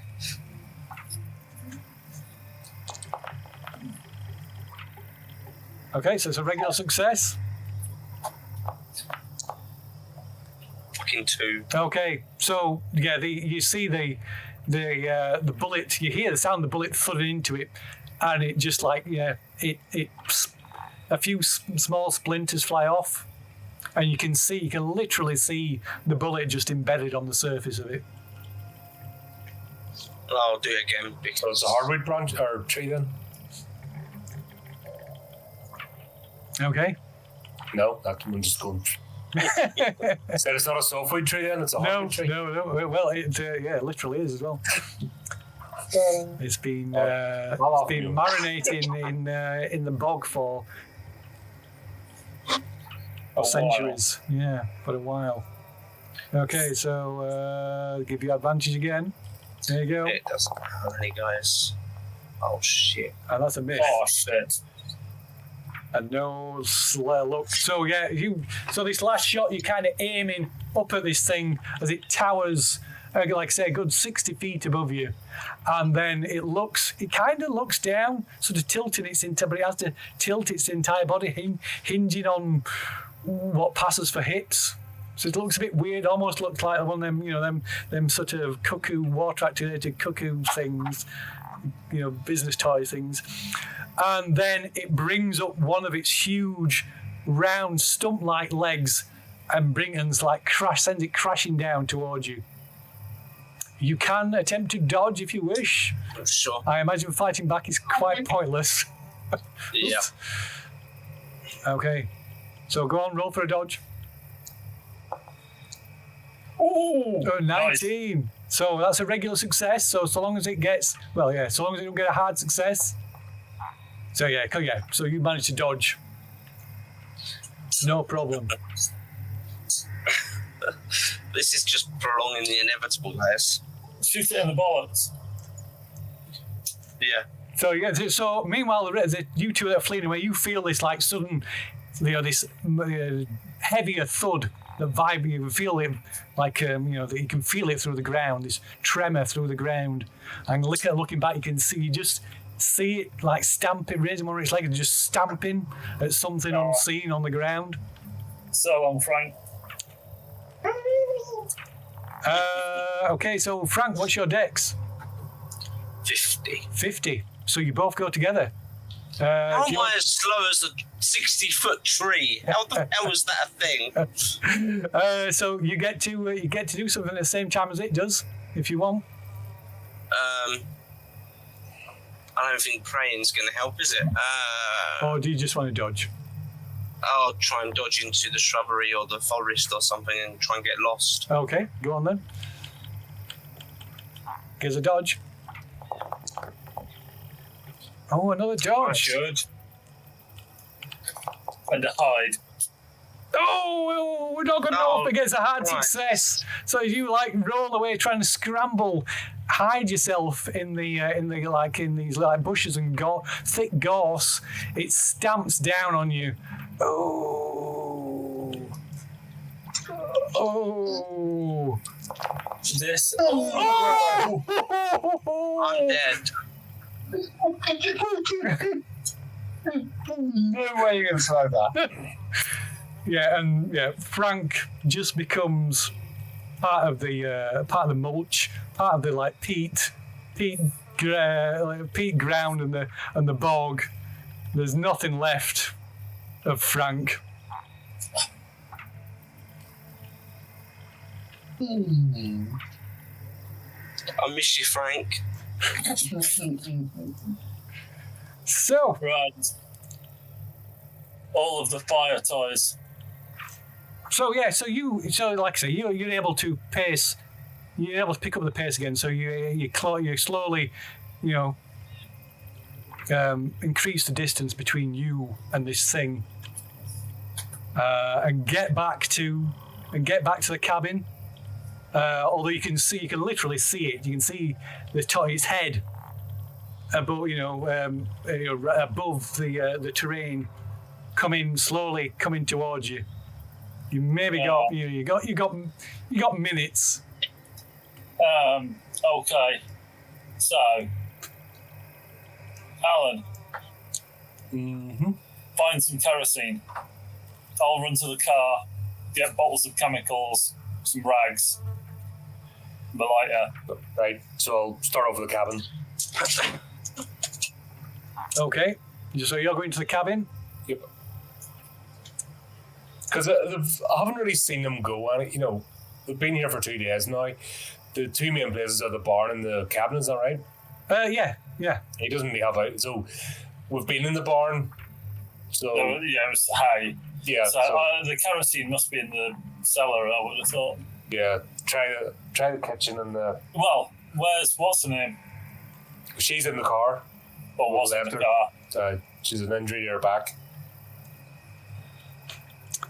Well. So Alan is going to check in the house. What's Adam doing? Running to the car because that's only 100 meters or so away. Yeah, it's about a quarter mile from the house. Is it? Oh, yeah. Fuck. I thought it was closer. All right, we'll have to go with. We'll go together. We'll go with the kerosene. Okay. So you can give us a group look roll. So you'll find it. It's just a case of how quickly you find it. It's in the cellar, I'm assuming. So the person. I have 29. How many? 29. So you can. Yeah, 24. Yeah. So whoever's got the best look, you can make a good look roll. Oh. Like I say, you'll find it. It's just a case of how quick. Oh, yeah. Oh God. Okay, so maybe you check the cellar first, and there's so it's just a root cellar. There's just like root vegetables and other like dried goods stored down there. You check through the main part of the cabin, no sign of it, and it's not until you check the woodshed attached to the side of the house that you find 3-gallon cans of kerosene. Okay. So, the barn, because that's got hay and what have you in as well, that's going to burn best. Tips them out into a couple of bottles quickly. Okay. So yeah, you can probably find Basically, it. just going to make a couple of Molotov cocktails because we can't throw these gallon No. cans. So yeah, go out to like near the barn, pour a bit on the ground, Okay. put the How much you? Oh, all right. Put a bit on the ground. Right. Okay. Fair enough. All right. Okay. So you can now clearly see it can only be less than a minute away from you. Can see you can almost see it in its entirety as it comes stomping towards you. You can hear the sounds of breaking and splintering trees. So the plan is, it comes towards us, gets to just before the kerosene. We chuck a couple of Molotovs at its feet, hit the kerosene, woof, back home for tea and medals. We didn't. There's no wagons or carts about. No. We're just thinking a nice cart for the bales of hay. That would have been lovely. And nice and dramatic as well. Yeah. Okay, so by the time you've stop biting my foot. By the time you've got made a couple of there's a snake in my boot. By the time I made a couple of Molotov cocktails with the kerosene and poured some out onto the floor of the in the yard in front of the house, in front of the cabin, and then stacked the kerosene cans at the side of it or in it. This walking idol, this walking god, comes crashing through the trees and down along from following that same trail that Levi followed. It comes smashing through the side of the barn. Woof. Oh yeah, that's quite handy. The barn's full of hay. Yeah. And yeah. Woof. Flame, burn, possibly a nice little explosion from the cans. Got any marshmallows? Okay, so what are you going to do exactly then? So what are you going to do? We're readying ourselves to chuck the Molotov cocktails at the pile of kerosene cans and the kerosene that's on the floor. Okay, see. Just in front of it. So it steps forward, everything catches fire. Okay, so you're going to put yourself. It catches fire. Put yourself in line of sight, so it's coming in us going, oi, motherfucker! Yeah. Over here. So you have to come in a line straight towards you. Yeah. Rightio. Okay. But obviously braced, aimed. Yeah. Kneeling. So you're gonna have to be in a reasonable distance to be able to throw it. Okay. Fair enough then. The thing is, if this fails, we're fucked anyway. So Right. Okay. So. You get you get ready to stand in its line of sight, setting yourselves up as bait, shouting and cajoling it, without a sound other than the sound of its the stomping, vibrating, the sound of its feet hitting, stamping on the floor. It comes stamping towards you, comes steadily, inexorably towards you. and it steps into this pool of kerosene. So you can both make throw rolls. If you want to make it with a bonus dice, you're going to have to get closer. No thanks. That seems reasonable. I think we need to. Because I don't know about your throw, but mine throws shit. Yeah, mine's a bit shit too. All right then. I mean, I'll give you a choice. You can throw it from the safe distance that you think you might be able to still hit it. You can get closer and get a bonus dice, or you can pretty much run right up to it and smash them on the floor straight at its feet with 2 bonus dice. Sounds like suicidal. Yeah. Well, the thing is, as long as we then dodge out the way, it's not going to catch. We're not going to catch fire. No, not to. You don't have to. No, I'm not saying you run into Basically, we just need to Get it on fire. get it on fire, And then we can win or lose. more at it. Yeah, we All win right, or so lose. I'll take the 2 bonus dice. Yeah. Okay then. Go ahead then. I mean, all the So ones. you're used to burning, aren't you? Yeah. Tell them. Yeah. If it doesn't burn, we're knackered. Fuck you. But Okay. I'm so glad it kept that 10 because you knocked it into a 90. Okay, so that is a miss from Alan, but Adam, yours. So, Alan, Surely 2 points of luck. oh yeah, you could spend 2 points of luck, I guess. Yeah, Oh, I'll do that then. yeah. So if you click on it, it'll expand it, and you can spend. There's a button to spend your luck. There we go. That's fine. Okay, so you bring them both and smashing down, and it just roars this like kerosene just roars to life, just flames like And then- shoot up. It, like a. We'll run back to the other balls just and just keep. So who has got the lowest luck out of the pair of you? That's due. 24. 27. Okay, so yeah, these flames sort of explode and just race up it, and it almost instantly sets alight this dry wood tree trunk. I mean, it's essentially made. It is wood. It's made out of wood, so it just instantly sets light, and the flames racing up the length of its body. But it's and it gives a shriek and brings one of its feet down on. So who had the lowest luck? Me. Cool. Okay, so you can make a dodge if you wish. No, I'm not bothered, I don't think. Well, 14 d6, 8 d6, is it? I can take it. I just got 33 damage from the bloody thing. Oh dear! Can I push it? No, you can't push a dodge in okay. combat, but it's failed anyway. Oh, Christ. It's failed anyway.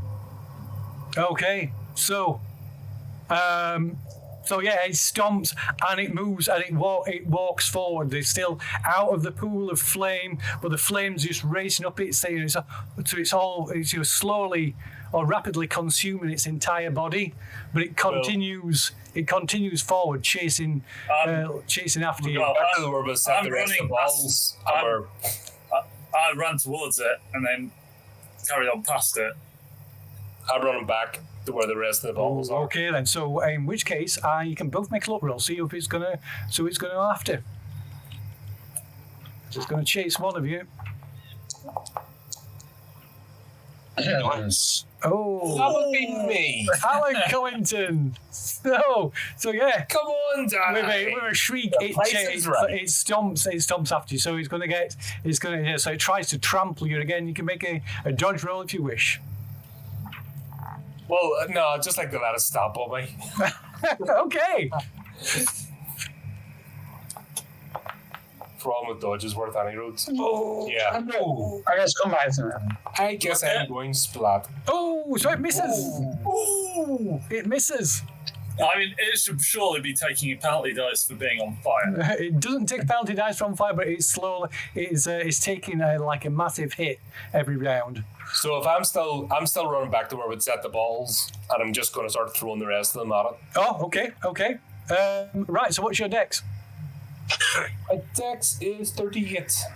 Your dex is 38. Yes. Oh, in which tempted to keep running, but okay, so so you retreat back to where the Molotovs are sitting, but yeah, it catches up with you and brings it a foot down, crashing towards you. Do you want to make a dodge? Yes, please. Oh no! God, I was too busy bending. Oh!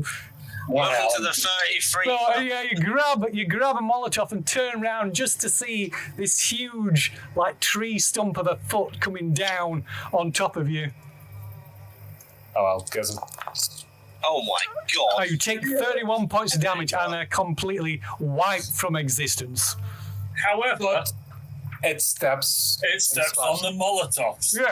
Yes, it does. Yes, so yeah, and it's on renewing the flames even more. Yeah,